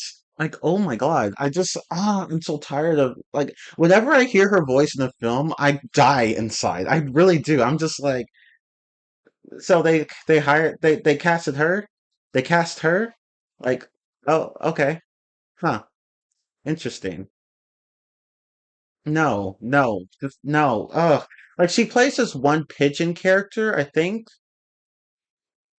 Um, yeah, like she leads a group of pigeons. And like the duck family goes to this park at one point and they come across this the character Aquafina plays and the other pigeons. I forgot what the pigeon's name was. I don't even care to look, but I guess I can just go and look. Hang on. Like literally having Aquafina in a film it's just it just makes me not want to it really just makes me not want to like watch the movie any further because I'm just so tired of that bitch being everywhere. Like she's like Zendaya in that you see her everywhere and then you just get kind of tired of her and you want to just tune out. It's just she's just that annoying.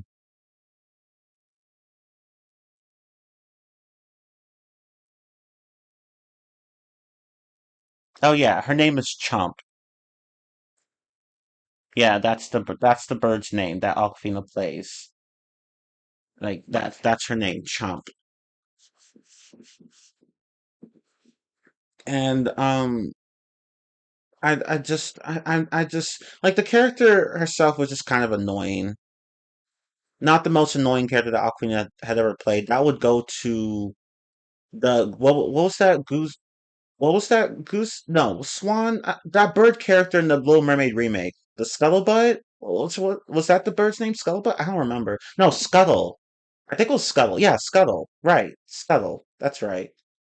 Um, because scuttle in the remake was just so fucking annoying. So, but the bird character Aquafina plays here, kind of annoying, but not that annoying.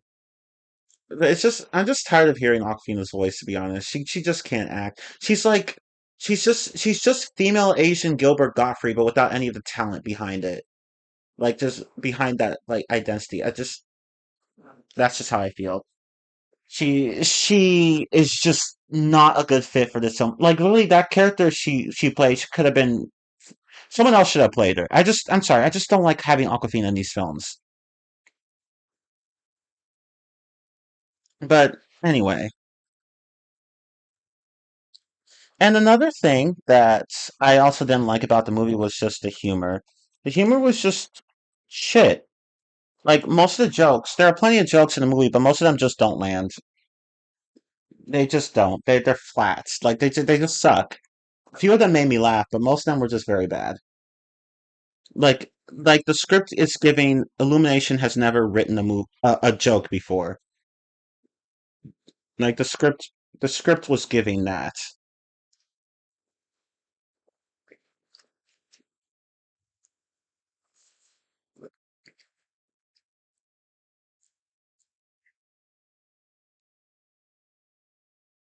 So, which is weird because, well, no, then again, Nintendo was behind those Mario movies. And Mario movies weren't even that funny either, so never mind. Um, But yeah, like the jokes were just pretty lame. What else did I not like about the film? I think those are the big three. Just the humor or lack thereof, the the just inclusion of Aquafina. I mean, thankfully her character doesn't have too much screen time in the film, but the character was actually just kind of annoying. I just no, just no.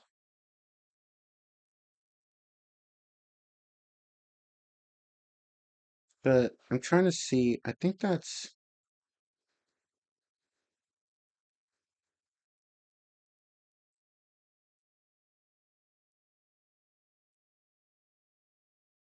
that's pretty much it, really.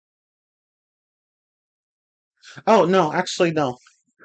The antagonist was kind of lame.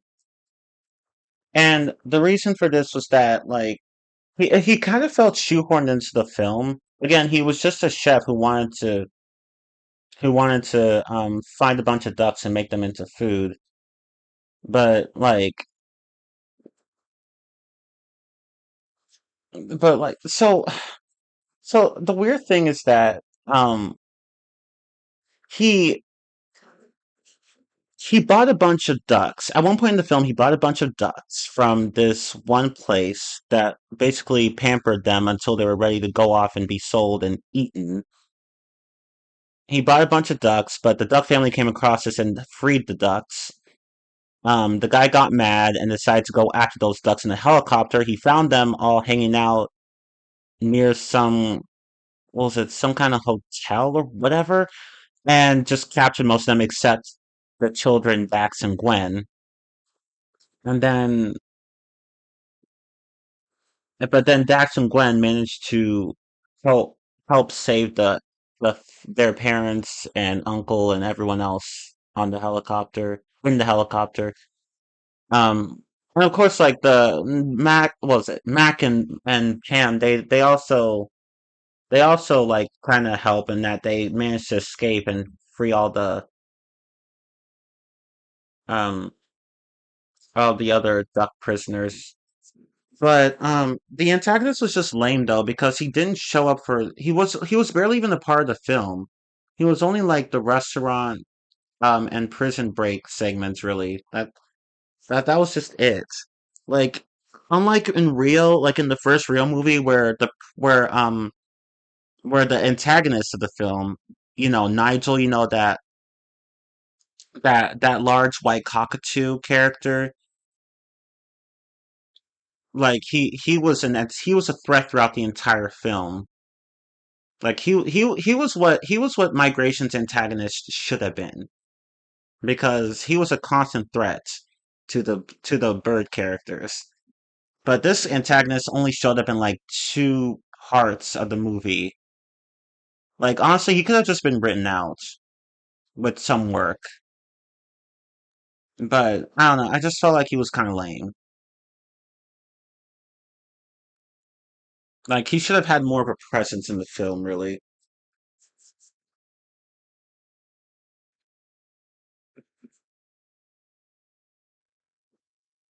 But whatever. I think that's are those all the negatives I can think of?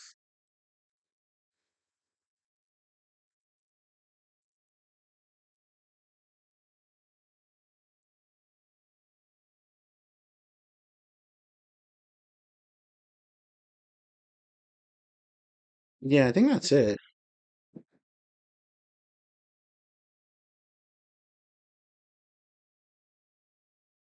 I can't think of anything else.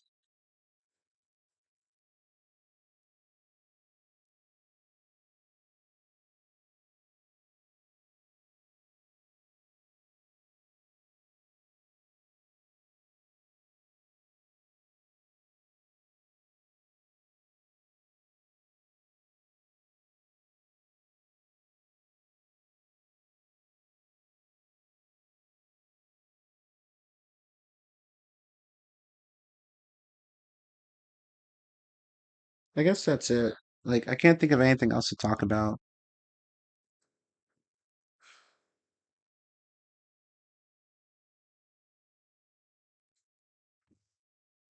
Okay, but fuck migration. Okay, anyway, now let's talk about um Despicable Me 4, which you guys are probably going to be more interested in talking about.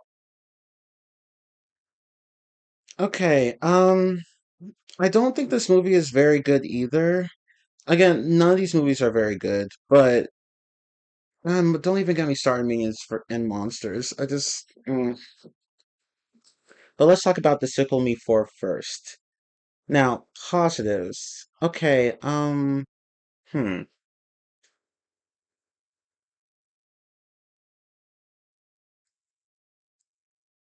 Well, I guess I liked the slapstick humor. There was that.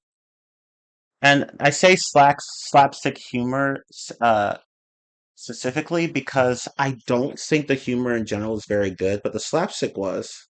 I like the slapstick, but everything else was no.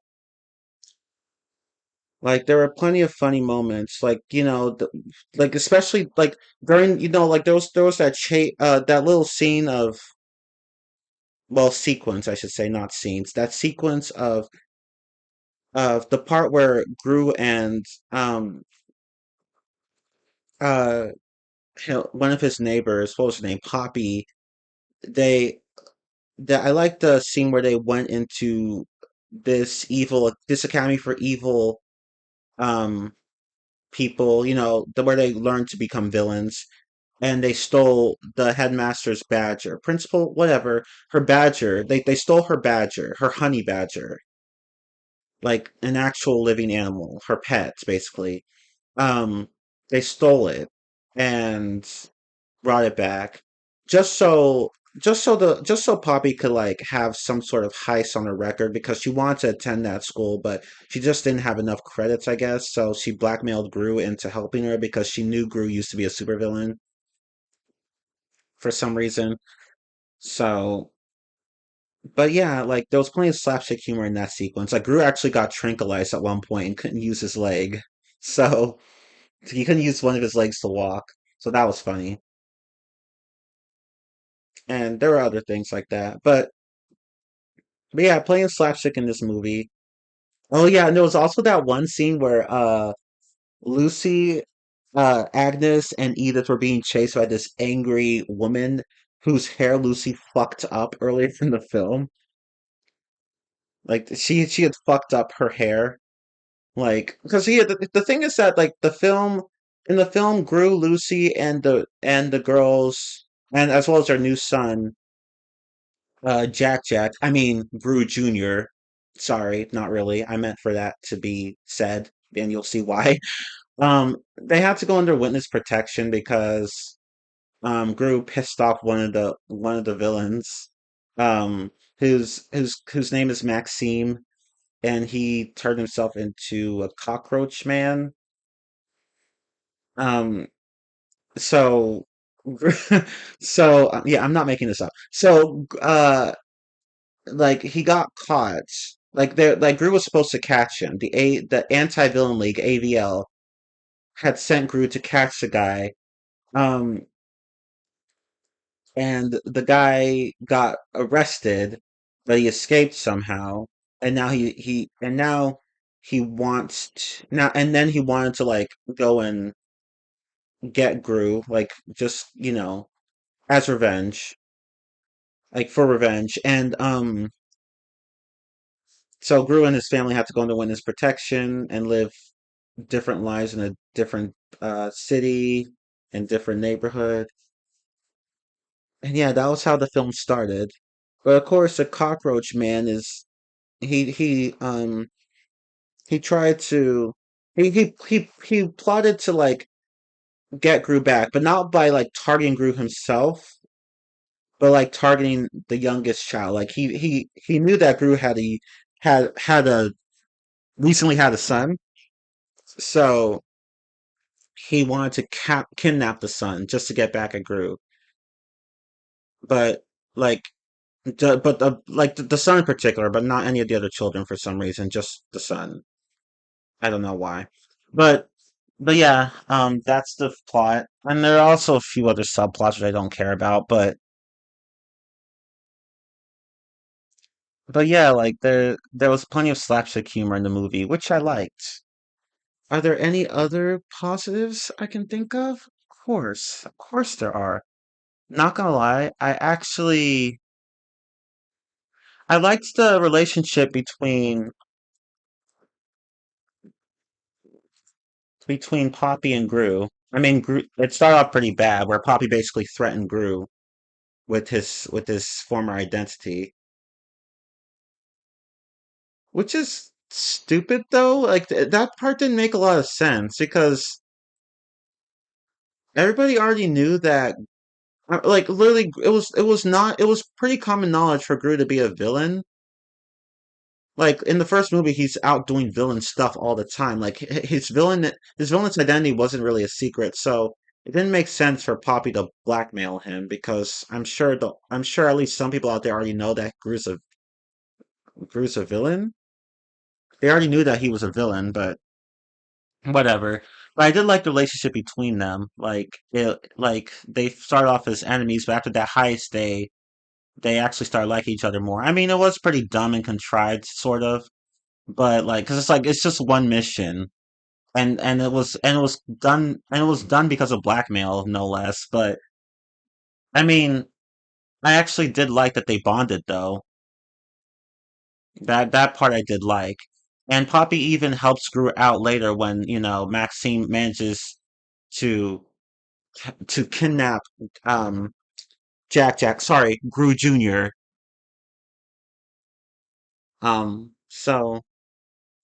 So yeah, she actually returned the favor. Let's see what else. Oh yeah, and I like that Poppy actually tried to bond with Gru's girls. Like the first time didn't go so well, but the second time did. So there was that. So yeah, Poppy stepped up as a character, not gonna lie. I actually enjoyed her character, which I guess ties into the first point. So I actually liked her character. What else did I like? I mean, the animation was pretty good, but again, it's Illumination. Like I said, they've they've they usually knock it out of the park with their animation. So actually, I would say the animation was great, not good, but that's what you would expect from from a franchise like this.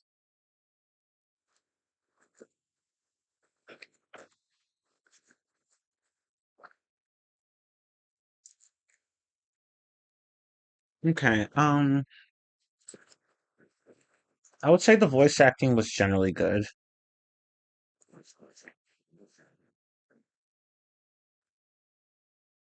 I don't think any of the I don't think any of the performances were bad. So there was that. I guess I could say that for Migration as well. I didn't even put that as a positive. The voice acting was the voice acting was good. So I guess I'll add that. Hmm. Um,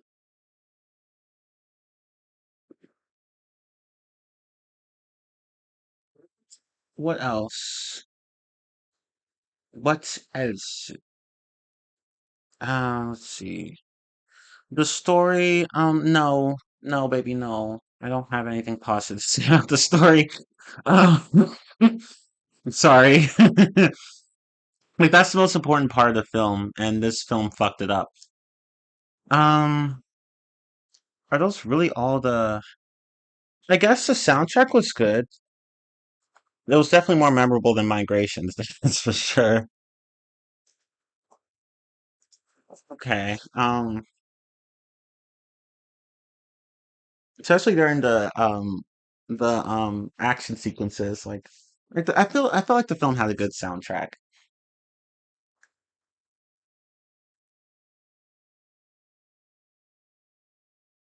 Oh, Miranda Cosgrove voices Margot, the oldest child. I've honestly never seen Despicable Me 4. I stopped caring about Despicable Me after the second one. I don't blame you because the second one is pretty bad. The second one is just pretty terrible.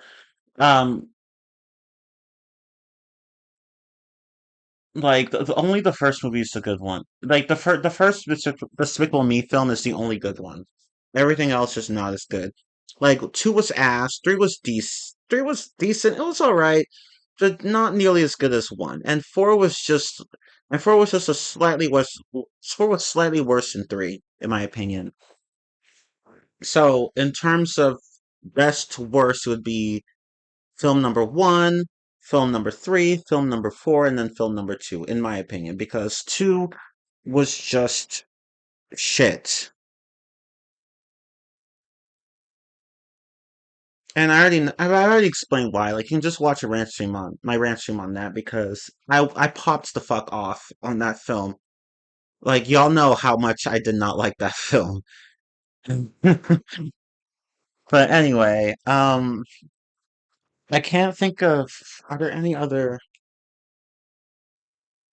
I think that's it. Yeah, I think that's it, really. Because there's not a lot of positives for this film, aside from stuff you'd expect from animation, like from Illumination, sorry, like the animation and the voice acting, like you'd expect that to be good. Oh yeah, Sofia Vergara is also in this film. She's Maxine's either his wife or his girlfriend. Maxime, sorry, Maxime with an M. Two M's actually, but yeah. She plays the villain's wife or girlfriend. I don't remember, and I don't care to look. Um, like her performance was fine, but I just want to point that out. Like her performance was fine. Like I didn't think it was anything too special, but I prefer her over Aquafina any day. Now negatives. There's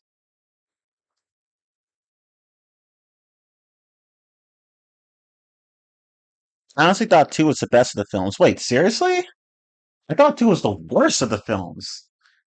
Four had a better experience this. With four, I had a better experience the second watch. Oh, okay, that's fair.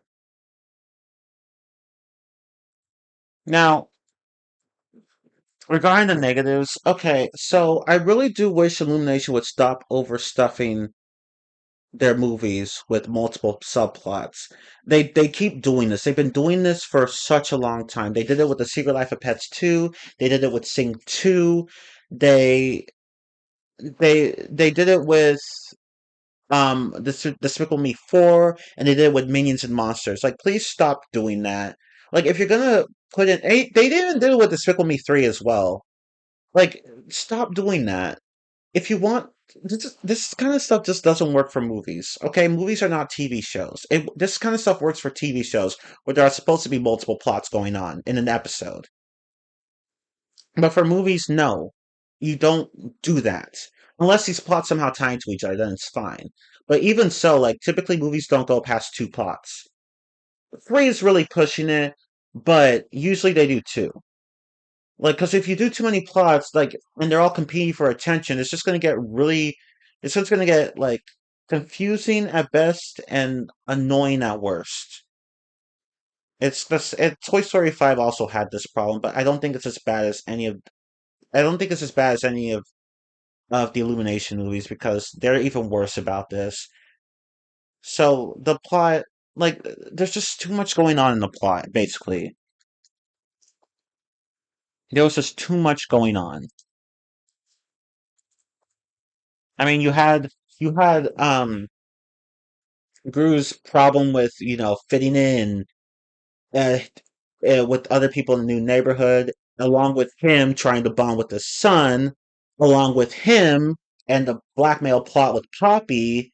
And then you have Lucy, who was trying to learn how to be a hairstylist because for some reason the company couldn't give her a new career that would align more with her skill set. They just gave her a hairdresser or a hairstylist role and then just said, "Fuck it, here, you're this now." And I'm like, y'all couldn't have picked a better career for her. Like you know what her strengths and weaknesses are. But, but, but anyway, like there's just too much going on in the damn plot. And don't even get me started on the minions. They did not need to be in this movie. Like they actually mattered in the first two movies, but after that point, they just stopped mattering. Like they just stopped mattering after the second movie. They didn't matter in the third movie. They didn't, and they don't matter in this movie either. Because okay, so with the minions, like AVL for whatever reason decided to hire them to help, keep the world safe or whatever, and then they randomly selected five of the well, not randomly selected. Five of the minions volunteered to be part of this project where they would basically undergo the Captain America treatment and um, receive this serum that would give them superpowers or whatever. But this adds nothing to the plot, really. Like it doesn't. These minions don't do anything that actually adds to the plots. They go around and try to save the day and like try to save people throughout the town, but like they fuck it up repeatedly, which makes sense. I mean, they're minions. They can't do a lot of things right. They're known for fucking up. But like this literally added nothing to the plot.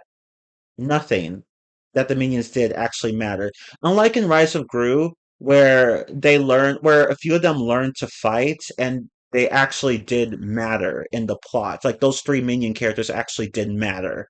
Whereas the minion characters in this film don't fucking matter at all. So so there was that. And there was also the plot of Margot having I'm trying to make new friends but doing a bad job at it. And of course you have Agnes and Edith also trying to do the same thing. Um as well as Agnes being unable to like lie about her new secret identity because she was taught not to lie by her parents, but now she just doesn't want to break away from that. And it's just oh, of course you have Maxine trying to get Gru's baby or whatever. And then like it's just so much there's just so much shit happening in the plot and the movie does not make time for any of it. So like the third movie was bad enough about this, but the fourth went and just turned that shit up to 11. It's like Illumination is afraid of people being too bored with just one plot, so they just throw a bunch of shit at you and just cycle through that shit until the movie's over. Like Illumination, you need to condense. You need to learn how to condense your plots. If you're gonna do this much plotting or whatever, if you want to have this many plot lines, just write a fucking series already. Like the Despicable Me could very well be a series at this point. Especially with the minions involved. It could just be a series. Like, stop making movies and start making series. Like, please. Because this kind of thing would be way better in a series. Like, I would actually watch that.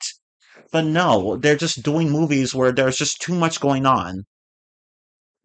Like they're capable of having a movie about just one plot. Like we've seen it with Migration and even the first Despicable Me film, and to a lesser extent the second one. So they can focus. They just don't want to. And they do this again in Minions and Monsters, but we'll get to that later. So yeah, too many plot threads, and almost none of them end in a satisfying manner.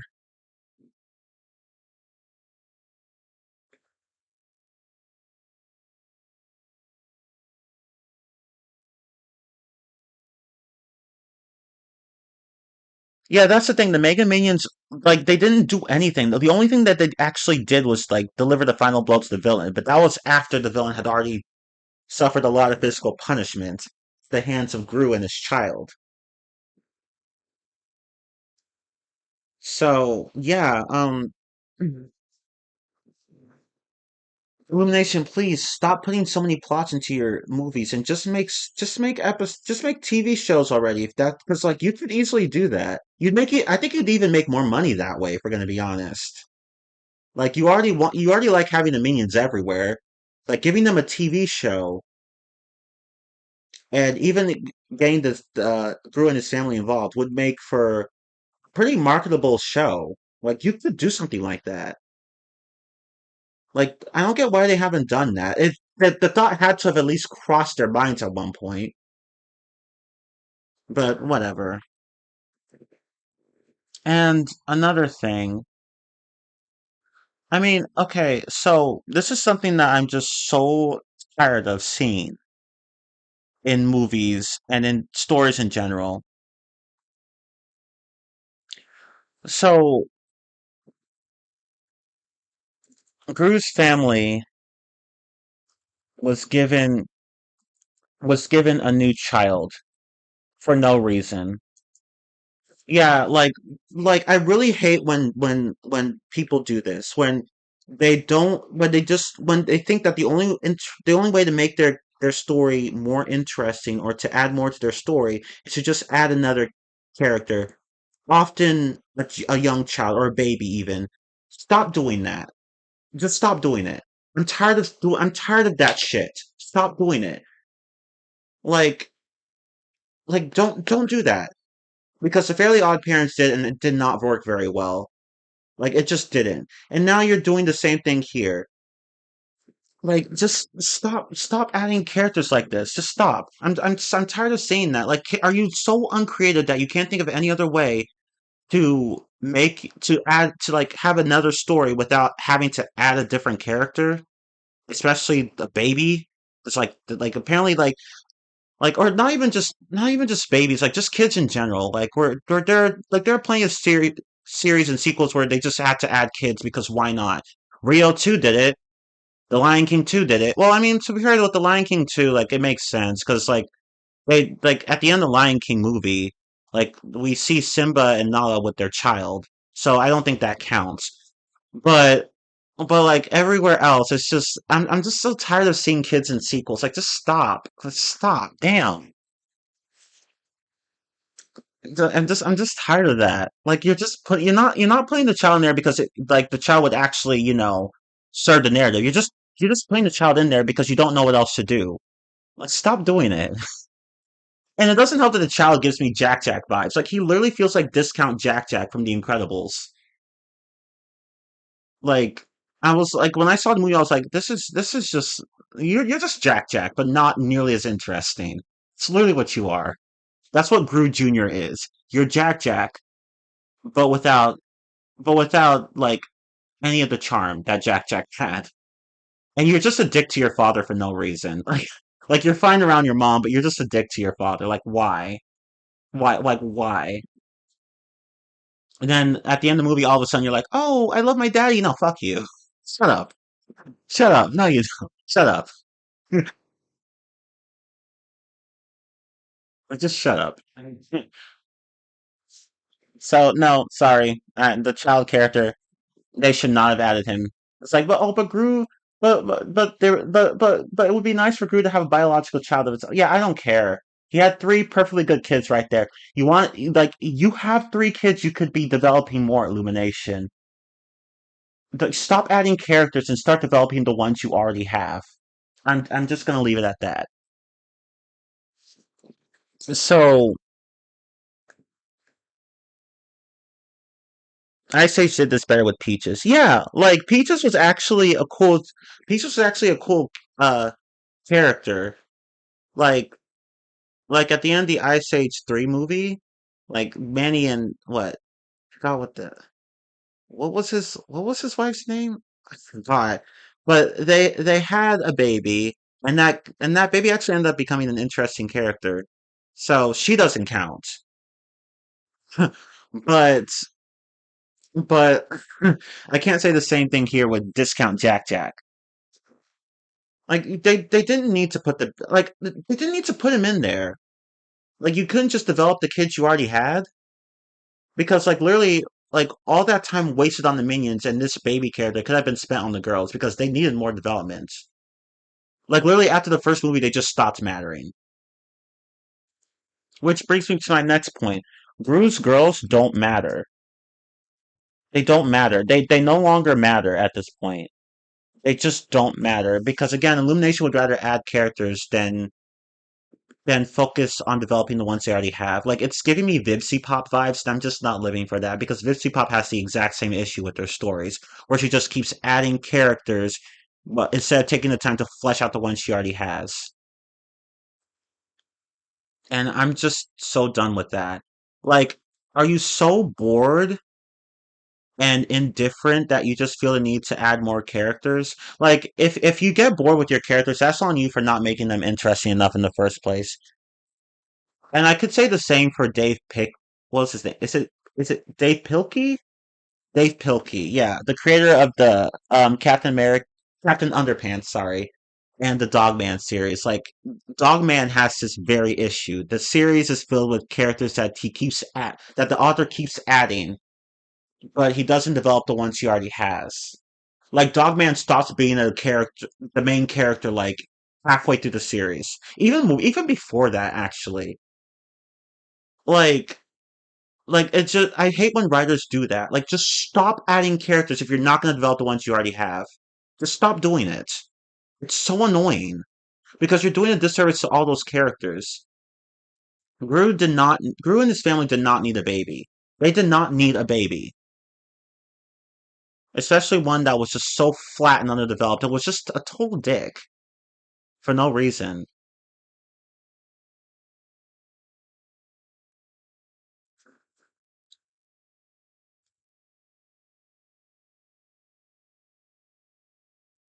Oh yeah, her name was Ellie. Okay, that's right. Okay, yeah, Manny and Ellie had a baby named Peaches.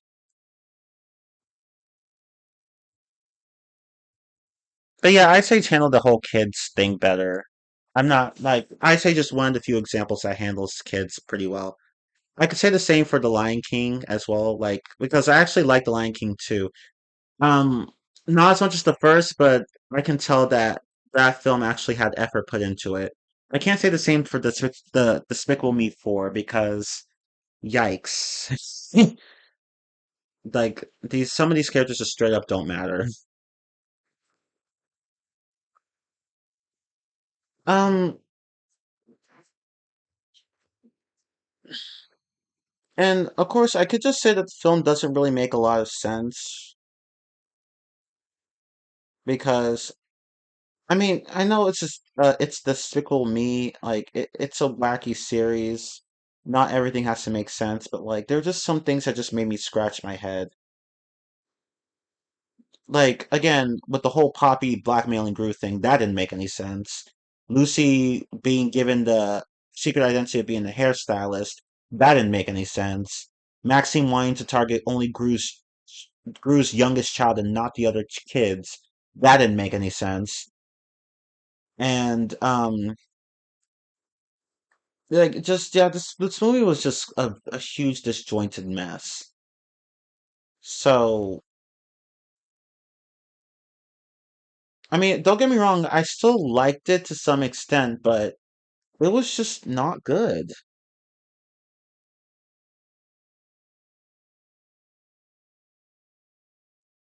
And don't even get me started on the new Minions movie. Like, holy shit. Like, damn, like, what the fuck, Illumination? So, some things didn't make any sense. And of course, the villain himself was kind of weak. Like, don't get me wrong, his design was interesting. I actually thought his design and his personality were interesting. But his motive for revenge was so fucking lame. Like, he wanted to get back at Gru for embarrassing him once, like when they were both attending the same school, high school together or whatever.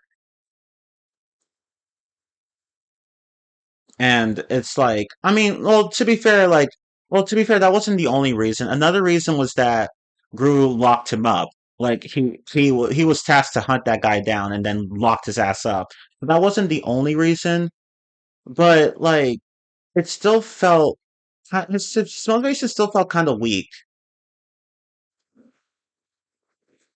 Like somebody embarrasses you and then locks you up once, and then all of a sudden It's like, oh, I'm gonna kidnap this guy's child and make his life a living hell. Like that's really it. Yeah, sure, okay. I don't know. He just felt kind of weak to me in terms of motivations. He was interesting, but his motivations were just kind of weak.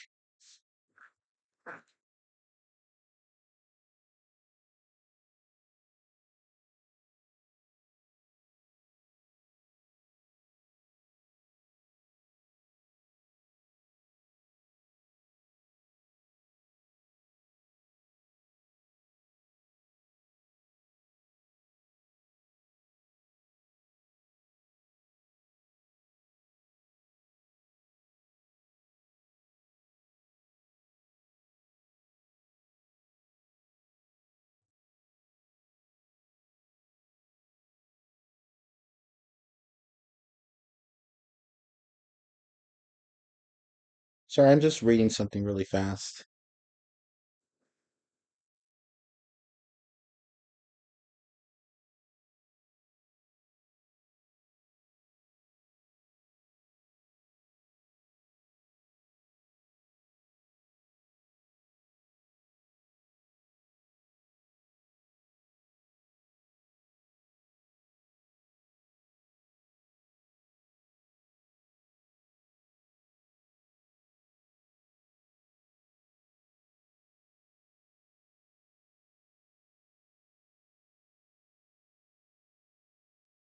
I think that's it. I can't think of anything else to say because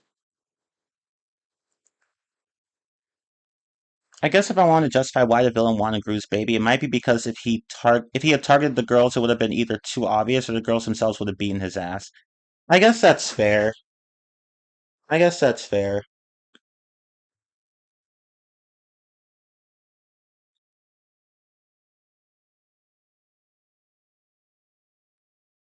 Maybe it just would have been hard for him to kidnap all of them.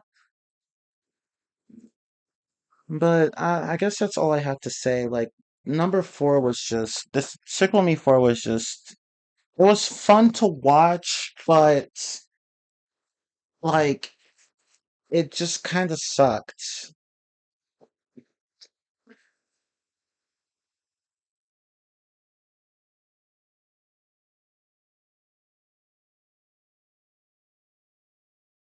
I mean, I get it. It's Illumination. You can't expect great movies from them. But if they would just put a bit more thought and effort into their storytelling, then they wouldn't be having these problems. Like this whole multiple plot thing, it just doesn't work with movies. It just doesn't. Movies have a limited runtime. You can't really afford to waste time on plot points that don't go anywhere. Like you can get away with that on TV shows to a lesser extent, but you can't like with TV shows it's not as bad because even if a plot doesn't necessarily go anywhere, it can at least be entertaining to watch. But with movies, like you don't really have that luxury. Like again, it's a limited runtime. You have to make every minute count. Like with TV shows, like you can just have one bad episode and it won't be the end of the world. But with the movie, like if there's something in there that doesn't work, it's just not going to work. It's going to make the whole movie look bad.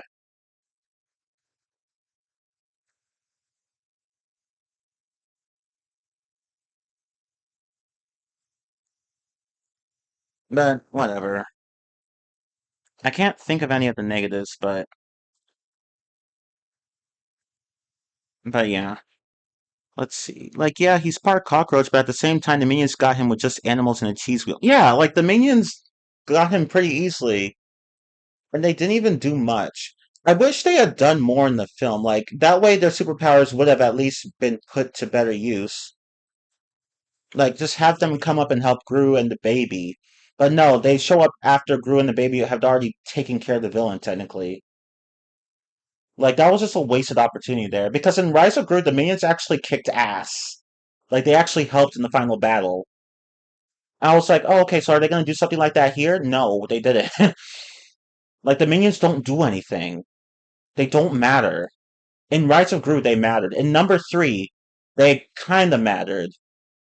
Well, actually, no, they didn't matter in three either. But but in two, in one and two they mattered, but in three and four they don't matter.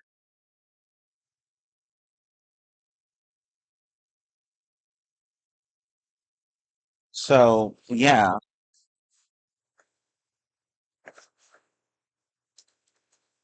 so so yeah, the minions and Gru's daughters are really just there. I think that's it. Um, yeah, Despicable Me 4 was just a mess, even more of a mess than 3 was. And 2, no, 2, well, I know some people are going to disagree with me on that. Some people actually think 2 is better than 4. I honestly think, well, the thing is that 2 doesn't have as overstuffed a plot as 4 does, but 2 just pisses me off for a number of reasons. I just really don't like it. But in any case, none of them are as good as the first one. But I think that's it for the Despicable Me 4. And now we get to Minions and Monsters. So, um,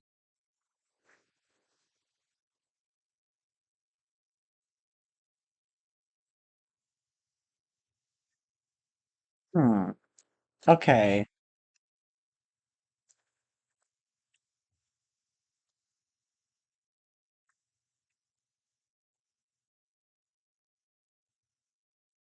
I'm just going to start with the negatives because I don't have a lot of positives to say for this film. There are just not very many positives. So, negatives. Again, you have an overstuffed plot. Like, there was a plot with the minions trying to find a new master. They wanted a master to serve. Not necessarily an evil person, just a master to serve. Like in the first movie, I think. But I'm like, we already had this shit in the first movie. Do we really need to do it again? But I'll get into that in a bit. So, there was an oversight plot because, like, first you had the minions looking for a master, and then you had them get into the film industry, which was a waste of time, and then you had them get into, then, like, all of them except, like, three basically went back to finding another master, and then the other three just focused on finding monsters for the movies, and then there was this robot alien character who who showed up, and he ended up having this relationship with a human girl, and he also befriended the minions, and then that was and then the robot alien and the human girl ended up falling in love or whatever, and yeah, it was just a mess of a plot all around. Like, it just had no direction. Like, just too many things going on at once. Like, I thought the plot was going to be about the minions trying to find a monster for the movie. Like, that actually doesn't become a plot point until past the first third of the film. Like, the first third of the film, it has nothing to do with that plot point. Like, it's about the minions trying to just, traveling around the world to find the master to serve, which was again already done in the first movie, but whatever. And then and then they finally find this filmmaker, and then they work for him, and they make successful movies, then like but that was before, like, this was back in like the 1920s. This film takes place in the 1920s. So, and technology had just, started becoming more and more of a thing. Like, there were silent films, but then at one point the film studio wanted to add sound, and then that was when the minions started becoming a problem because they couldn't speak English, only their own language, which is basically a mix of European languages like Spanish and Italian and whatever. But then, yeah, after that, after the film studio fires all of them, then, like, the plot splits into two directions where The minions look for a master. They find a robot who basically treat as a master. He friends and falls in love with a human girl. Then the other plot, like the three minions who didn't go with the others, just decided to make a movie on their own with a bit of help from the filmmaker that they once worked for, and they end up summoning a few monsters to help them make their movie. The monsters have ulterior motives and want to destroy everything, but then the minions and the robot alien come together and destroy the the one of the monsters who was basically just a giant blob that wanted to eat everything. And then but of course technically that was actually all just a movie that the minions and some other people filmed. And then but so it wasn't actually real. Like none of it was real.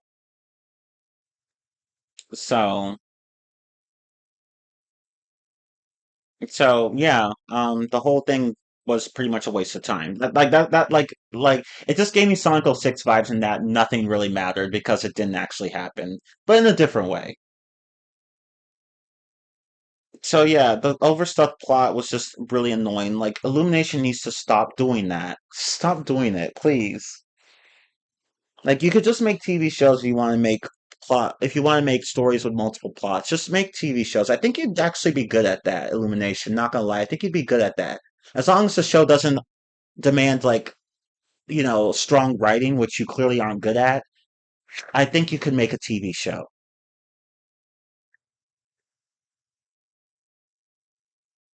And that whole but yeah, like they could have just cut out the plot with the minions trying to find a master at the beginning, as well as, or at the very least condensed it, and they could have like they could have cut out the robot alien uh human girl romance thing entirely. Like those two things just didn't need to be in the movie. It should have just been about the minions like working for working for like a filmmaker studio and trying to find a monster to use, and that backfiring horribly. Like it could have just been about that. But no, Illumination is once again too afraid of just sticking to one damn plot for the entire movie,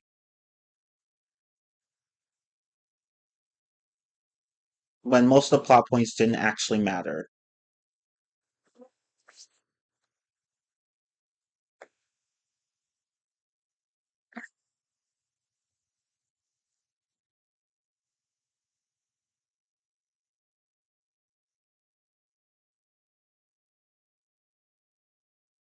Hang on one moment.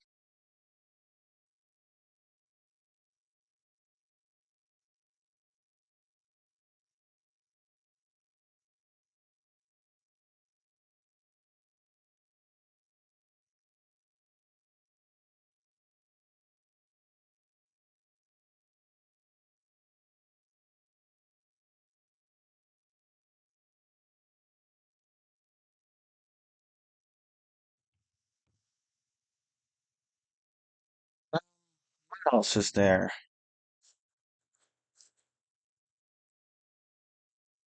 Actually, I think that might be the biggest issue I have with the film. Because like the things I mentioned, all that just fall under this point right here. Because I'm not gonna lie, the film actually did have a sort of interesting premise where there are these two minion characters. Well, there was this one minion character who wanted to make a movie, who wanted to make stories, but the other minions just didn't care. But one of them did, and they became friends, and then they befriended another one, and those three just went on to want to work on the story together. Okay, like that actually wasn't a bad idea, but like all the other crap surrounding that plot line just got into the mix, and I just wasn't a fan of that. What the hell?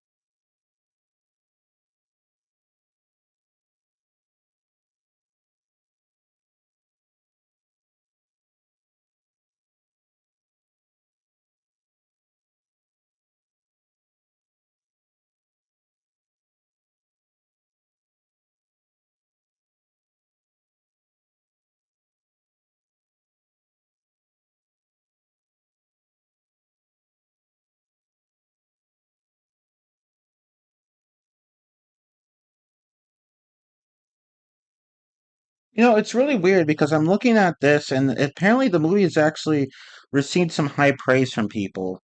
And I'm like, no.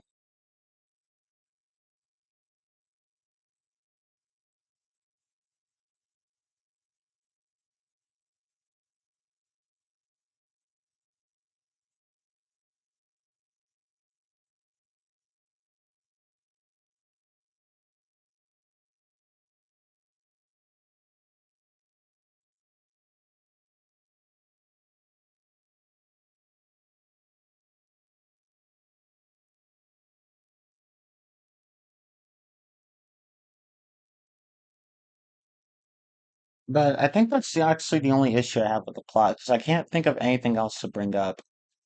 Like, I think that's really the only issue. It's just like it's just the plot that bothers me. Like everything else, I guess doesn't bother me that much because I actually liked the humor, whether it be the slapstick or the other kinds of jokes. I actually thought the humor was pretty solid. It definitely made me laugh more than the Sickle Me 4 did, because the Sickle Me had 4 had some crappy humor. Oh my god, I actually didn't even point that out here. I forgot to mention that. The humor was actually very weak. Like the joke, no, most of the jokes just didn't land in the Sickle Me 4. It was like the writers forgot how to tell jokes because the Sickle Me 1 had some pretty good jokes, but the humor in this movie just sucked. So, but here, like in Minions and Monsters, like the humor was definitely a step up from the Despicable Me 4. And the animation, of course, was gorgeous. The animation and art style were both gorgeous, but it's a Minions movie. Of course, it was going to be. Of course, it was going to. Of course, this kind of these things were going to be good. So, like, the premise is a bit interesting. Not gonna lie, it was interesting, but the execution was shit. It was interesting, but it needed better execution. Like Dort and his romance subplot just did not need to be there. Dort is the name of the robot alien, by the way. Um, I mean, the voice acting was fine. The soundtrack was fine. I don't have much to say about those. I thought I would have more negatives for this movie, but no, I guess it's just the plot that bothers me because everything else is actually fine. I mean, this movie definitely has more effort put into it than the first Minions movie did because that one barely had a plot. But I'm sorry, but this is not as good as Rise of Gru. Rise of Gru was actually the best Minions movie out there, in my opinion, because that one actually felt like it had a story behind it, and the Minions actually mattered. Like we got to learn about Gru's more about Gru's backstory. We got to see him have this really cool bond with one of the villain characters, and the Minions actually, and not to mention that the Minions subplot was actually pretty interesting, and they actually did help out in the final battle. Whereas in this, or like in the Super 4, like damn, they barely did anything. Like they did just straight up did not do much. But in Rise of Gru, they actually did quite a bit. Like Rise of Gru, oh my god, like that's like I'm sorry, but that's the best Minions movie out there right now. Like Minions and Monsters doesn't come close to it, and neither does the first Minions film. I mean, Minions and Monsters isn't bad, of course, but like I don't think it was great either. Like it's just the plot that bothers me. Everything else is fine. So like even though it's only one negative, I just it's only one negative, but I think it's a pretty big one. Like that plot just had no direction.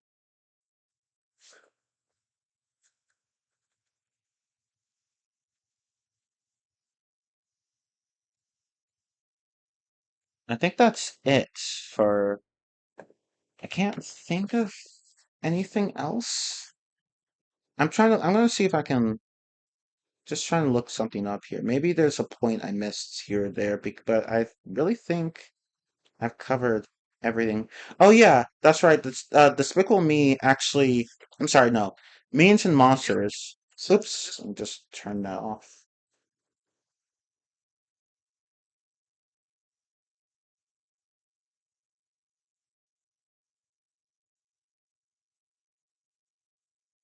Yeah, apparently Minions and Monsters actually suffered from the lowest opening, the lowest box office opening in the Despicable Me franchise history.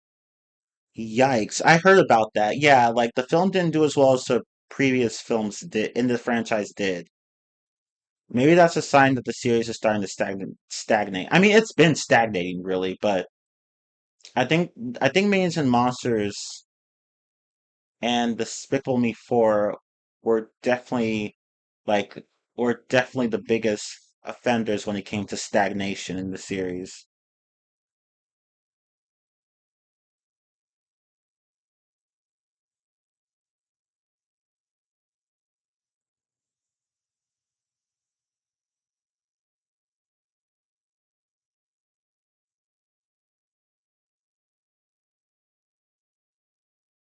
And I guess like the timing on the movie didn't help either because really everybody's busy watching the World Cup.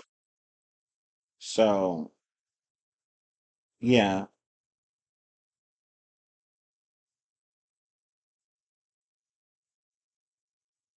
Like I think the movie was just not timed very well when it came to release. Although to be fair, like you can't possibly predict everything or control every factor when it comes to movie releases.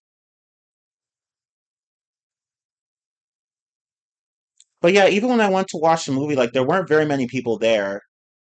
Like I remember like with Rise of Gru, like I remember there being a lot of people in like the theater, but with Minions and Monsters, I didn't see very many people. Like half of the auditorium wasn't even filled. So yeah, this film just just did not do very well. So oof.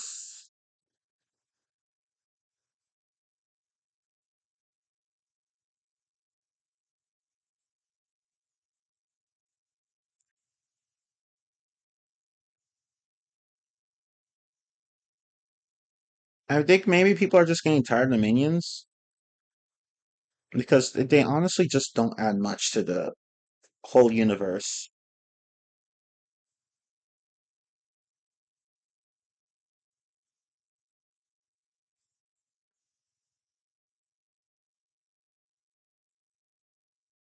But yeah, this Minions and Monsters movie underperformed.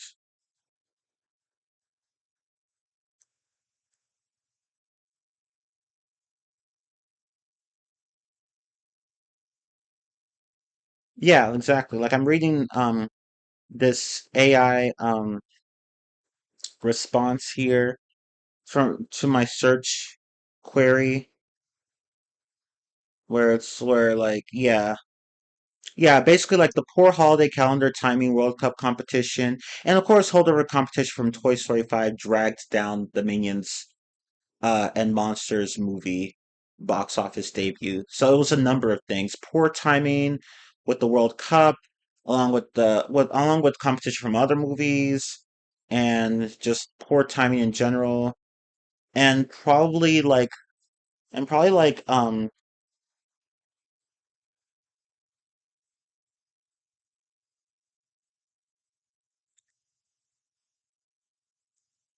and like maybe I don't know, it could be true. Maybe the weather was probably part of it. That I just heard of about, but I'm not even sure. But yeah, World Cup competition, holiday calendar placement, because you know the 4th of July, like if people are gonna focus on that rather than movies. And the Minions movie, when was it released? I believe it was released on the first, but like that's like 3 days before the 4th of July. So yeah, not the best timing because people are gonna focus more on the 4th than on the Minions movie. Like if it had been released like probably a few weeks after the 4th of July, I feel like it would have done better. Like they really should have waited. Just poor timing in general. Like people are focusing on the World Cup. You could have waited until after the World Cup.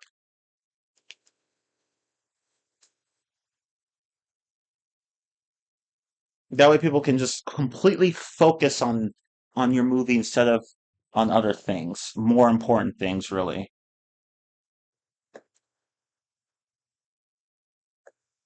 Oh, whoa, holy shit. Damn, the chat updated. I didn't even notice until now. Sorry, I need to open up the chat back on my phone. I had it on my phone at one point, but then I had to look at something else. Oh shit, hang on.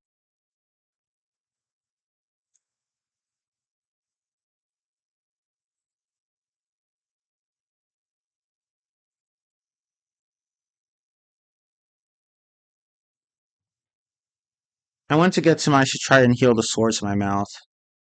Oh, I'm sorry you're having sores in your mouth, Maple. I wonder why you have that many, though. Oh, hey, Jesse. Yeah, you're kind of late, but it's okay. I just finished talking about the Minions and Monsters movie. I think that's all I have left to say. Oh, you have like three of them, and three swords in your mouth, and they sting. Oof, ouch. Yeah, swords are not fun. I had this fucking, I think it's a cyst on my finger. It's literally like right on top of one of my joints, and it's kind of annoying. And it's been here for a while. I should definitely get this checked out. So yeah, I know, like sores and cysts and stuff like that. Never really fun to have.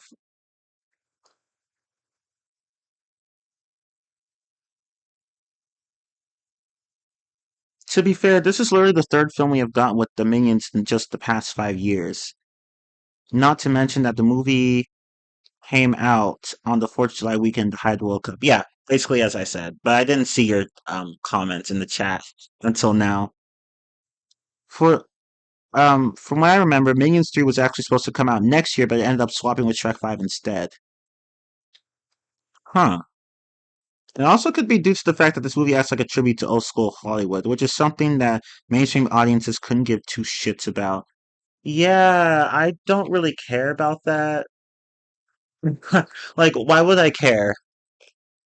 It's just like I don't like that. Just doesn't seem like an interesting idea, really. I mean, the Minions making a movie of their own, that sounds interesting. But having the whole film be a tribute to old school Hollywood, not really all that interesting. I might see Minions and Monsters. Oh, okay. Well, if you like it, great. But if you don't, then you don't. I remember when they first announced the Minions movie and people went batshit crazy and thought it was so revolutionary. Yeah, well, people are stupid, Jesse. People are stupid. It was cool that George Lucas got a voice cameo. Yeah, but I forgot what character he played. I'd have to look it up. But yeah, that's really my only problem with the Minions and Monsters movie, the whole overstuffed, unfocused plot. Like it should have just been about the Minions trying to make a movie right from the get-go. We didn't need a repeat of the Minions trying to find them a new master. We didn't need the stupid. I mean, it wasn't a stupid. I won't call it a stupid. I did kind of like the romance subplot with Dora and the human girl, whose name I forgot. But like it just took away from the film itself. Like that wasn't important. And I don't care that the Minions were there with those two. Like that doesn't change anything.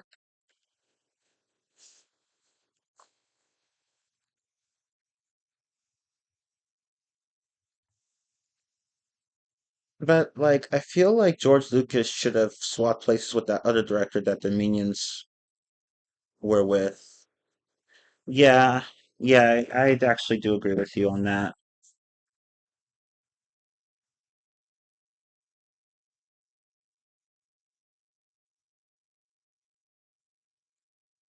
Like I think the film director's voice.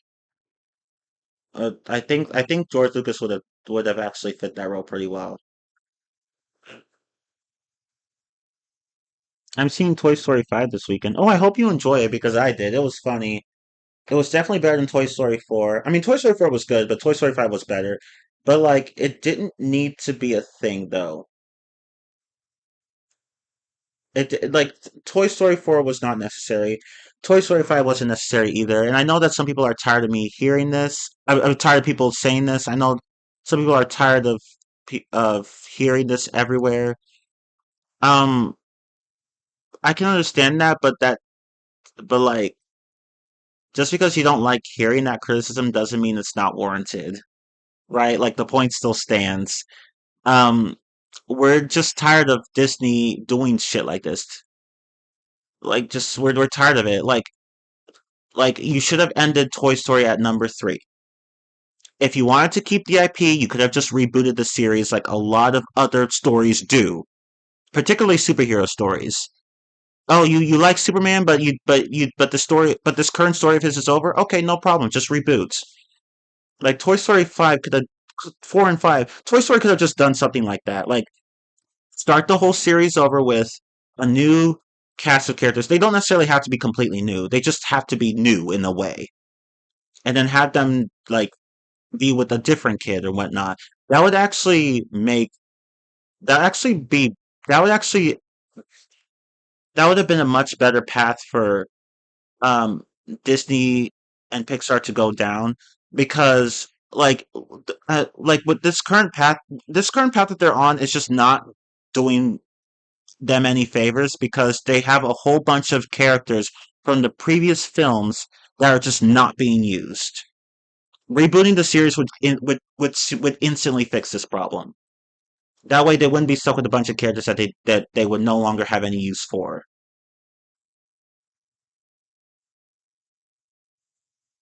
So yeah,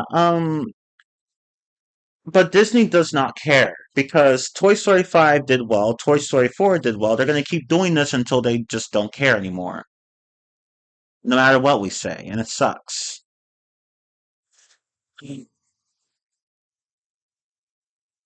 Honestly, they should do a Minions and Marvel crossover at this point. Anything to promote Minions actually being interesting again. I agree. Toy Story 4 was a flop. Sorry, I hated it because it was so unnecessary in a cash grab. Oh, it's definitely better than this movie. Yeah, Toy Story 4 and 5 are better than Minions and Monsters. Everything after Toy Story 3 was not necessary. Yeah, Toy Story 3 was an amazing conclusion.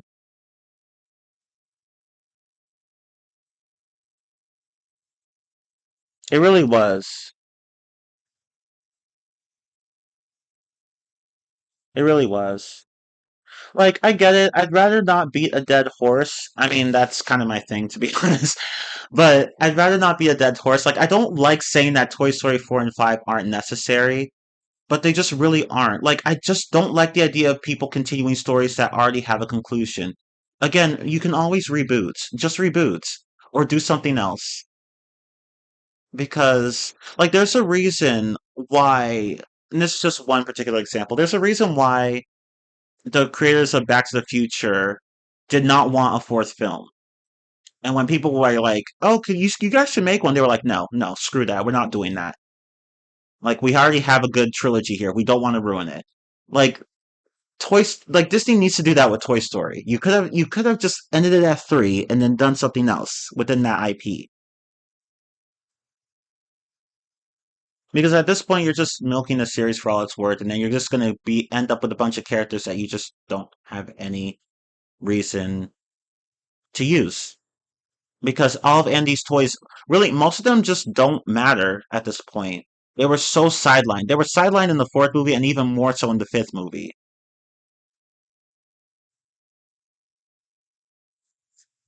So,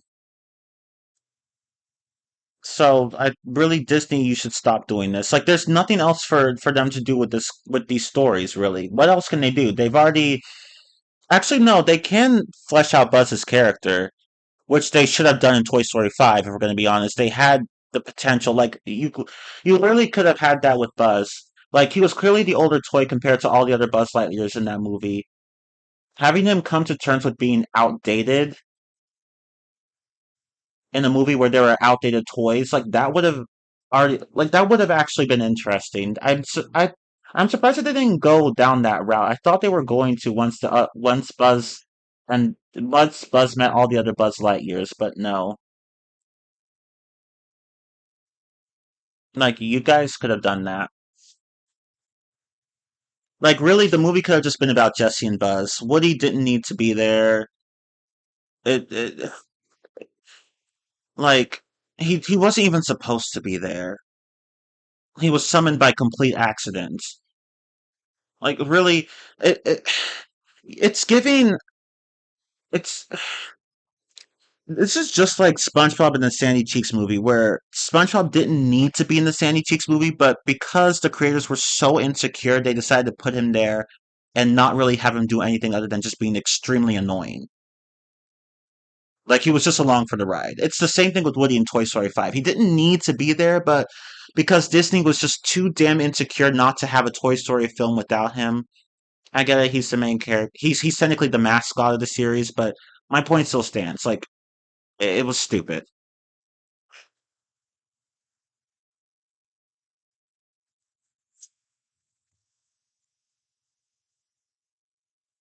It's kind of giving Kung Fu Panda forward. They just threw out all the old characters and made completely new ones, with the exception of Poe. Yeah, this is why I refuse to.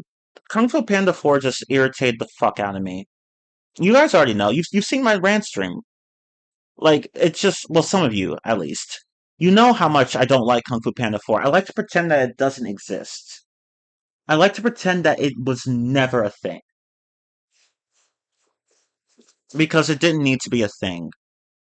It really didn't need to be a thing. Like, the third movie was a decent conclusion. A good conclusion, actually. The weakest of the films, in my opinion, but still a pretty good conclusion. Like, How to Train Your Dragon ended with a really good trilogy. I like all the movies. Like, it had a good conclusion. Well, sort of good, if I'm going to be honest. But it was still a decent conclusion. But so you think they do the same with Kung Fu Panda 4? I thought they were just going to stop at 3. Like, where else can you go after 3? Well, I mean, I guess you could technically keep going, but I just don't like the way they did it in Kung Fu Panda 4.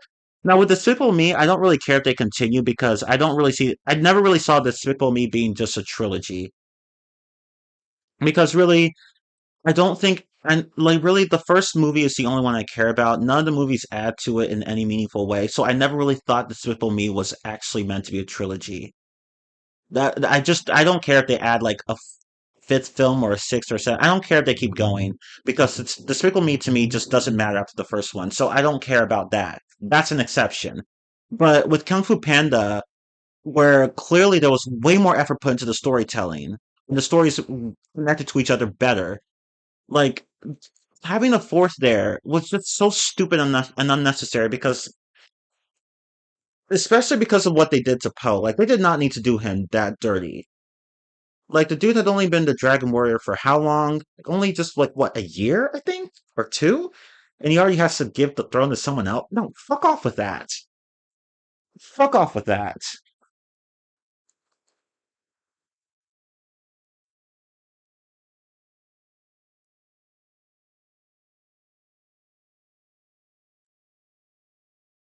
This is odd because people have been saying that this is the best Minions in the Despicable Me movie, but I don't see it. I only like the first Despicable Me movie, and that's it. Same. That's the only decent one. Everything else is not. It's just not very good. I mean, I would say Despicable Me one was good. Three was like again, I'd say I really didn't like two. Two was just stupid. It had the potential to be great, but it was ruined by such shit tropey writing. And I thought three was decent. It had a fun villain, better than the villain with that movie was better than fucking the fucking cockroach guy in number 4. So So yeah. Oh yeah, I forgot to mention, like in the Tickle Me 4, there's this big scene where all the villains are singing together in the prison. All the former villains from the previous movies, if you remember them, as well as a bunch of other villains from the Minions movies as well. Like all the movies from the previous Despicable Me movies and Minions movies actually appeared at the end, and they were all singing together or whatever, along with Gru and Maxime, and of course Gru's family as well as his brother and the Minions were also singing along, and it's just it was a nice scene, but it doesn't really fix how crappy the movie is. Sorry, not really.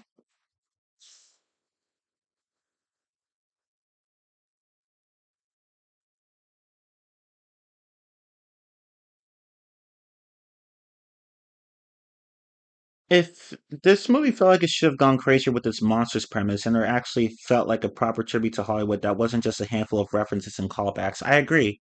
They should have, like I'm saying, they should have leaned harder into that. Like that should have had more of a focus, more weight in the film. But again, this is Illumination we're talking about. Like, say to like for them to actually make a good story would be for them to just be competent because it's not even just about money. They just really don't know how to write. Like, just look at the migration movie. That one was actually that one was decent, but the writing was weak in several areas.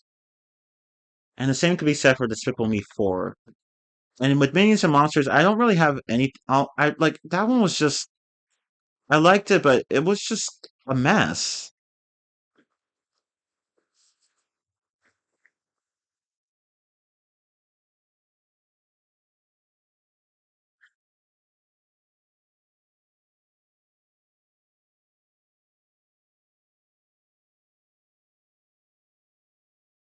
The reason the Furious Five weren't in Kung Fu Panda 4 was because they wanted to keep the budget low and didn't want to pay the cast for it. Damn. To be honest, they should have stopped KP after KP2. Oh, you mean Kung Fu Panda? I think you mean Kung Fu Panda?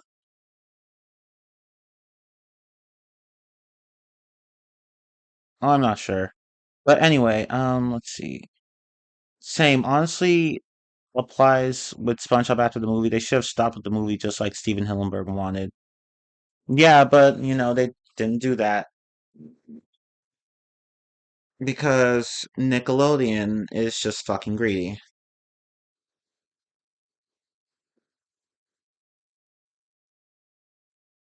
Poor Stephanie Sine got the co-director of Kung Fu Panda 4 got screwed over.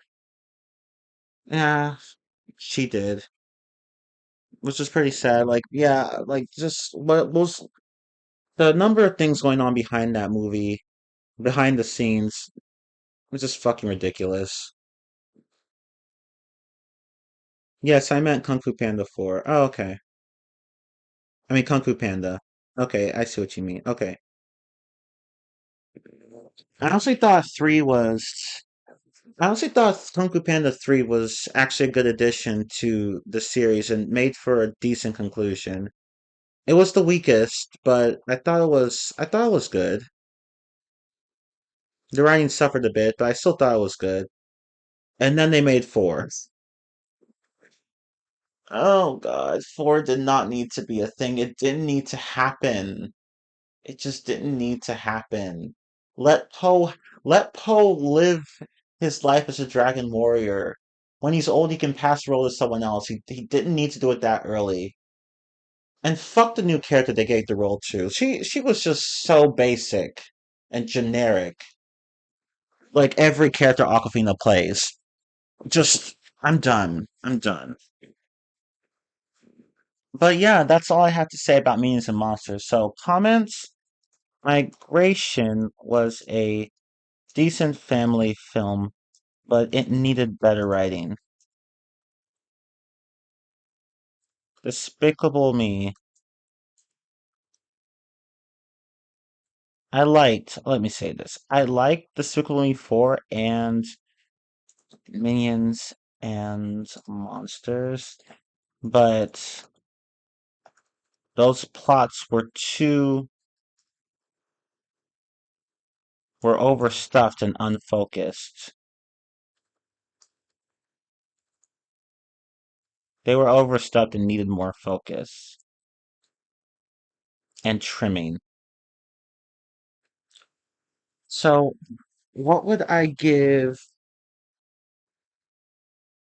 Migration? I don't think it deserves a 7 out of 10 because to me a 7 out of 10 is like it's like good. It's a good rating. It's the least good rating in my system. Anything that's less than that is not good. Not necessarily terrible, of course, but not good either. So I will give it then again, I feel like hmm, a 5 out of 10 would make it sound bad. I don't think it's a 5 out of 10. I'll just give it a 6 out of 10. I think a 6 out of 10 is a fair score. Minions and monsters. Oop, I meant sorry. Minions and monsters. Sorry, I don't know why that was there. See, I copied and pasted like the format from another Rantstream, and I just forgot to change the name of the last movie here. Because if you guys remember, I did a Rantstream covering the Goat movie, and Hoppers. I think I don't remember what the third movie was. It just those two movies I covered? Because I feel like I covered the third one. Oh yeah, the Super Mario Galaxy movie. That was the third movie I covered in that rant stream.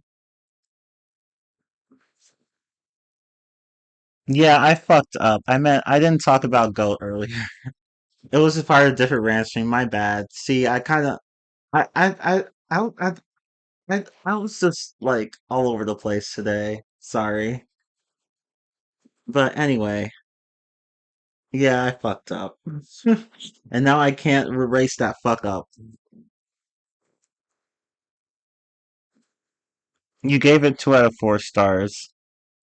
That seems like a fair. That seems like a fair review. Fair rating. I guess I would give it mm, maybe 4 out of 10.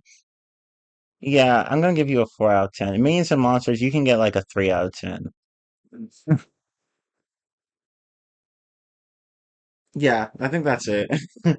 Like y'all do better next time. Do better, Illumination. I mean, you did an okay job with Migration, but with the other two, yikes.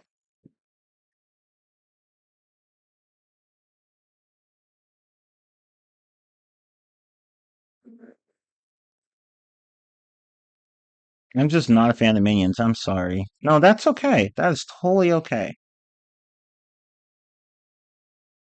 1.5 out of 4 stars for Minions and Monsters. That's actually the exact same as my rating, I think. No, actually, no, it's not. Is it? No, I think it is. Oh, no, no, it's not. Never mind. It's the same rating as Despicable Me, but I think it's the same rating as Despicable Me, but wait, where's my oh, so stupid. Hang on. Let me do some conversion. No, it's almost the same rating as Despicable Me 4 here, which is like if you were to convert Maple's rating scale to mine, which is like out of 10. He uses 4 stars. I use 10 stars or 10 points or whatever. Like it would be 1.5 out of 4 stars is the same as 3.75 out of 10. So yeah, that's close to my Despicable Me 4 rating here. So,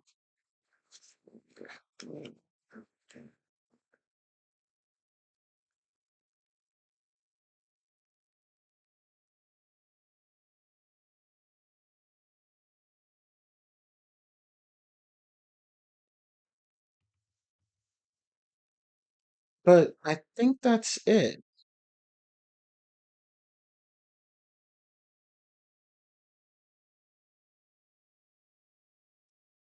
Yeah, I think that's it. I don't think I'll change those ratings. So yeah, that's the end of that. We got that done. Oh, damn, I'm tired, but I'm glad it's done because I really wanted to talk about these um films because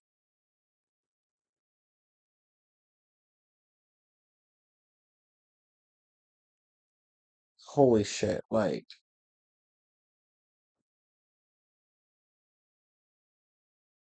Oh no! Damn it!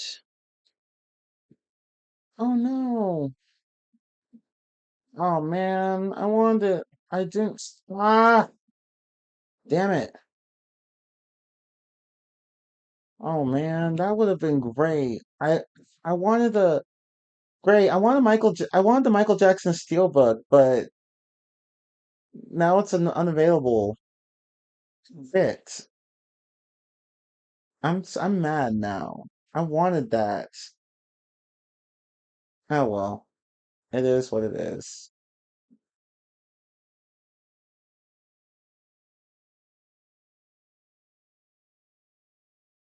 I mean, I could just get the regular version, but I don't want the regular version. Ah, god damn it! Oh well. But yeah, that's it for this rant stream.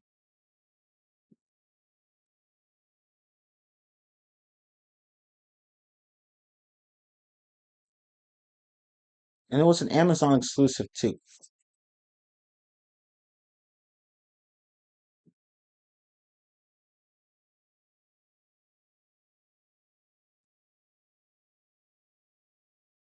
I guess I'll have to find it somewhere else. God damn it. And it looks so cool too. Damn. I was gonna get this movie. I completely forgot about the stupid steel book. God damn. Well, it's not stupid, but like my dumbass forgot it. Oh well. It's okay.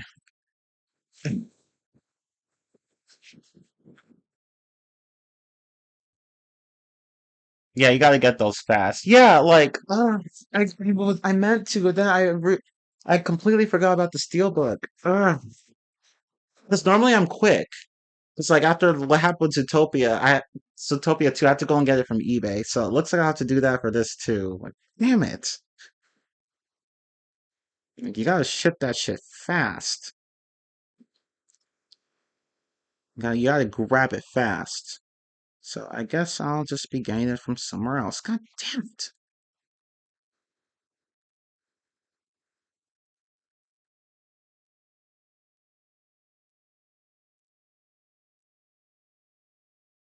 Oh well, it's okay. It's okay. I'm just glad I got Zootopia 2 somehow because, like, that was limited edition. I was like, I have to get that. I have to get that.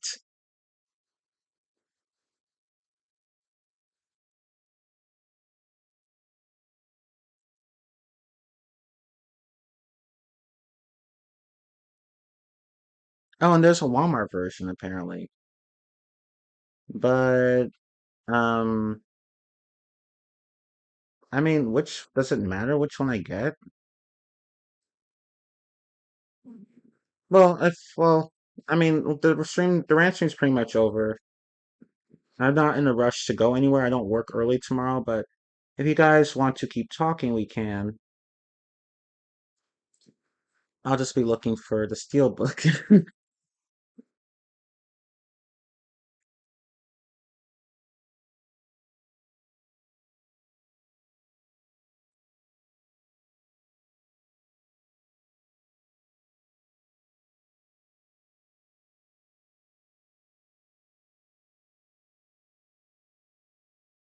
I might just get it from Amazon.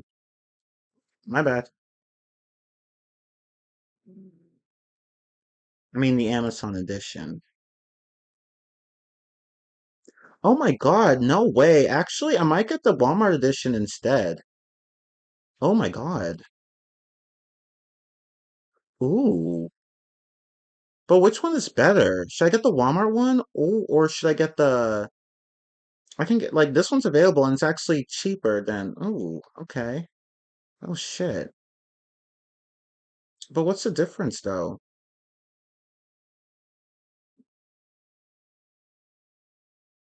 Hmm.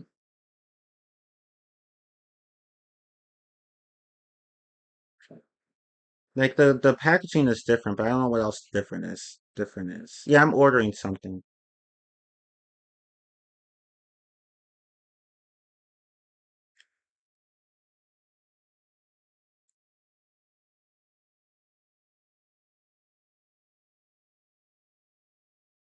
Because I could just order from Walmart instead.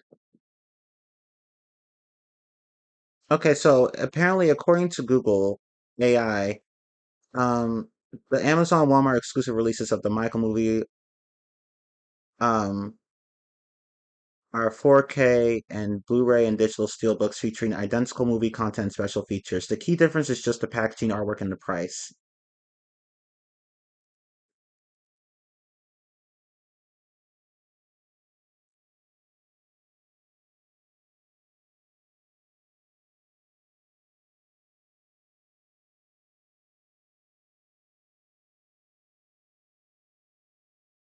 I guess I'll just get the Walmart one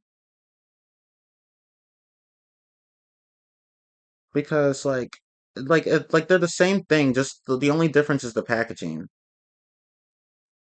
I think I'll just get the Walmart one. It's cheaper and I can get it faster. I mean,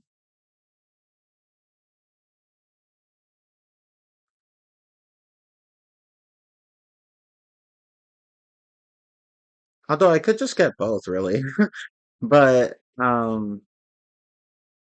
but I don't really need two. Like, cause like I'll just get two. I'll just have a second digital code, and I don't really want that. So I think I'll just get the Walmart version. Yeah, just get the Walmart one. Yeah, cause like on eBay, like there's a like there are some here for like $60, which isn't that bad, but like on Amazon it wasn't even that much. It was like what closer to 40. I'd rather just let me just get it from Walmart. Let me just do that right now, actually, because if I wait any longer, it's probably gonna disappear. I really wish I had done this before the stream. That way I could have. Oh no, it'll still arrive today, so it's fine. Okay, let me just add that. No thanks. Okay, but anyway, yeah, I'll just get the Walmart one. There's no point in buying the same thing twice.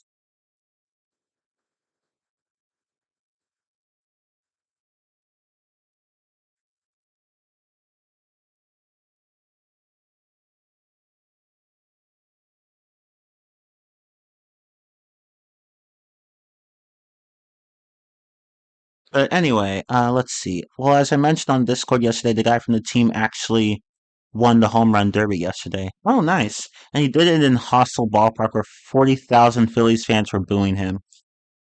Those Philly fans, they don't they you know they be doing that crap. They be doing that crap. They be heckling people.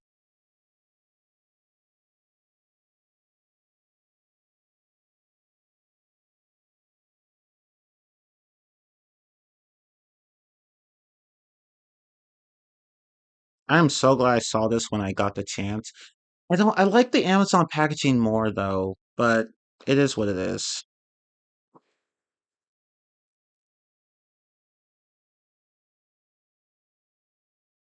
I wonder what the price was though.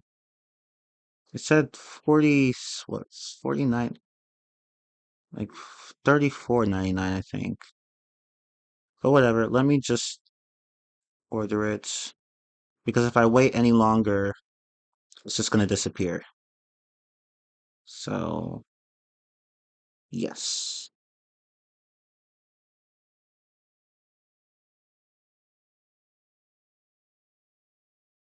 All right, there we go. And yeah, I mean the Walmart edition does look pretty good too, so it's whatever. Okay, that's been taken care of. Whew, one less thing to worry about.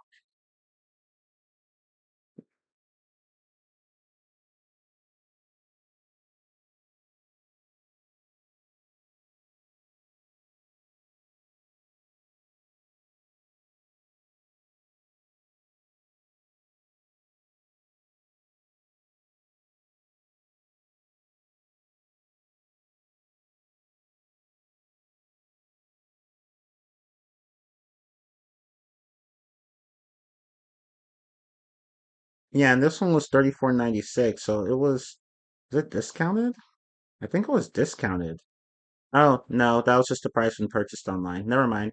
Oh, whatever. Okay.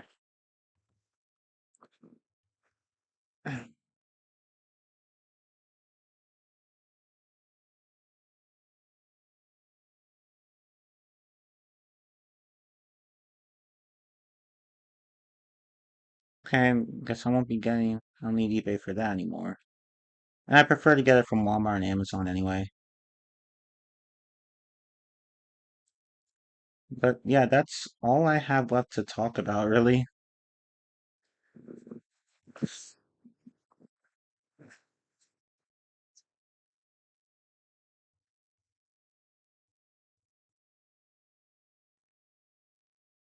It's just too bad that the All-Star game was boring as hell. Oh shit, that sucks.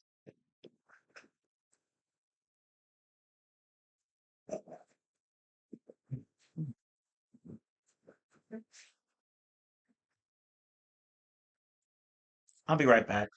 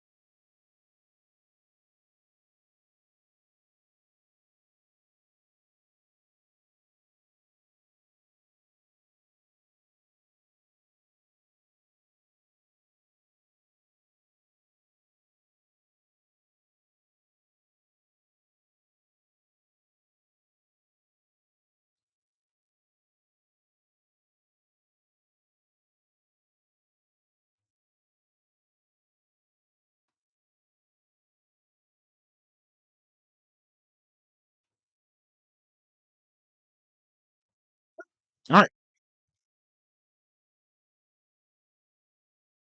Oh wow, 4 hours. Well, technically like 3.5 hours because yeah, see 3.5 hours because like I took a 30-minute break. But but yeah, that's all I have left to talk about. This was a fun rant stream though. We got to talk about quite a number of interesting topics, mainly about Sony. But but yeah, and of course we got to do a rant stream on the Illumination, more Illumination movies. I've covered pretty much every no, yeah, every single Illumination movie except for the newest one, Not Alone, which will be coming to theaters next year in April, I think. I don't remember exactly what the date was. I think April 26th, but I have to look it up. But it's coming next year though. So we're not going to worry about that for now because it seems like such a boring movie anyway with an uninteresting generic premise. But whatever, it's Illumination. You can't expect them to be creative because even when they try to be creative, they usually do a very bad job at it. Hence the migration film. But anyway, yeah, 4 hours already. Damn. We got to rip apart both Sony and Microsoft today. Yeah, and Microsoft as well. Well, Microsoft I technically didn't rip apart. Well, no, I did rip them apart a bit because of their poor ass sales of the Xbox One and the Xbox Series. How much is the Xbox Series right now? Hang on, let me look it up because I bet it's still expensive as hell. Like if they dropped the price to like less than 300 or even 400, I would consider getting one. But we know they're not going to do that because that would mean losing even more money than they've already lost. Let's see, on Amazon, it's oh my God. Holy shit. Like it's for a remote for an Amazon renewed console, the Xbox Series X is $800. $800. And that's with no bundles whatsoever. That's just fucking ridiculous. And the Xbox Series X all digital console is $475. Like, what the hell? I'm just so glad I got my PS5 Slim and my cousin the PS5 Slim before the prices went the hell up. Let's see, how much is the PlayStation 5 Slim right now? Oh my God, $649. Whoa. Holy shit. Oh my God. That's insane. For the original, for the original, actually, no, I'm sorry. No, that's the Slim with the $650 price tag here. That's the Slim with the disc drive. But without the disc drive, it's apparently uh I think well, I'm looking at the renewed copy here, like the renewed version, I mean, and it's $550. So if I were to guess, like the disc drive is like I think it's like $80. So if you take away $650, if you take away $80 from 650, you'll get $570. So like I would say it's like about $570 without the disc drive, but that's just a guess. I'd have to look it up exactly because I don't see it listed here for some reason. Because renewed products cost differently. Like they don't cost the same as the products that aren't renewed on Amazon. But for a refurbished PS5 Slim Digital, it's $550. So yeah, that's ridiculous. Like damn, like the PS5 Slim I got, which was bundled with Spider-Man 2, like digitally, I mean. I got that on eBay for like $350. So it was a very good deal. I was like, here, Stephanie, you can have this. You remember my cousin Stephanie, right? I was like, here, let me buy this for her so that she and her whole family can use it. And I don't remember exactly where I got my PS5, but I remember it costing like no more than $400, I think. So yeah, I'm glad. I'm glad I bought it when I had the chance. Because buying it now, I would not even think about doing it. Like $650, just no way. No way. And that's without any kind of bundle or extra accessories or whatever. The Galaxy Black Series X is $900. Jesus Christ. The PlayStation 5 Pro is probably still at 800, right? Eight, no, 900. I'm sorry, 900. No, it's not 800. It's 900. So that's ridiculous. And I mean, it's for 2 terabytes, yeah, but who cares? That's just ridiculous. Oh my God. Like that's insane.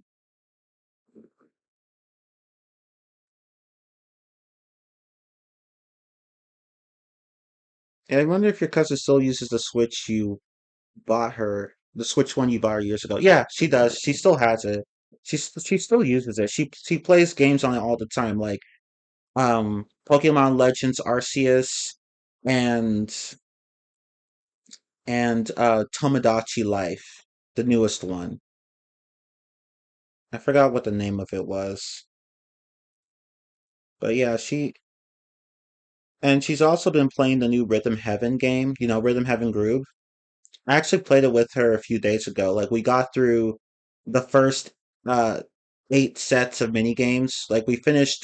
We went all the way up to Remix 8, and then we did a bit of the flip side mini games, which are like a continuation of the main mini game. So like you have 8 sets of mini games, and then after that you have 14 more.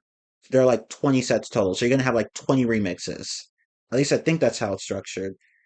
And so we basically went up to like 10 remixes. So like we're technically halfway through the game.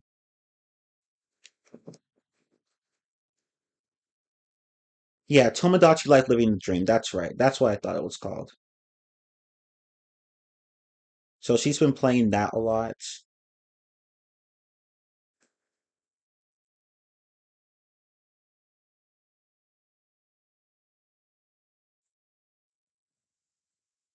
But but yeah, but yeah, she still uses her Switch One, and I think I already mentioned this, but I gave my Switch OLED to my brother because he's been wanting the handheld console and he doesn't have a lot of time to play on his PS5, unfortunately, because he can't take it with him to work and he works a lot. So having a Switch with him at work definitely helps out with his gaming needs. So I was like, yeah, you can have it. I'm not using it. It's just collecting dust since I have a Switch 2 now, which can play both Switch 1 and Switch 2 games. So yeah, it worked out. But anyway, if you're wondering what I did with my original Fortnite Nintendo Switch, the Fortnite edition, I gave it to my cousin's boyfriend. So, so yeah, like my cousin has a Switch 1, my cousin's boyfriend has a Switch 1, and my brother has a Switch 1, the Switch OLED actually. And I went and got all of them. Those like because like my brother actually gave me the Fortnite Switch. He and my sister both got me the Fortnite Switch edition. Right around the time COVID hit. Um, but I was like, I have a Switch OLED now, so let me just give it to my cousin's boyfriend. And I ended up giving that Switch OLED to my brother, so it's like I was paying him back in a way, if you think about it. So it's like I have a Switch 2 now, so you can have this. I don't care. But yeah, like we all have Switches. But anyway, I guess that's it for the rant stream. I don't have anything else left to say. But this was fun. Sorry it took me a while to get started. But but yeah, I'm glad I did it. But anyway, I guess I'll go ahead and end the stream here because I have nothing else left to say or do. Thank you all so much for watching this rant stream. It's been fun. I'm Team 15. I'll see you guys next time. So until then, deuces and goodbye.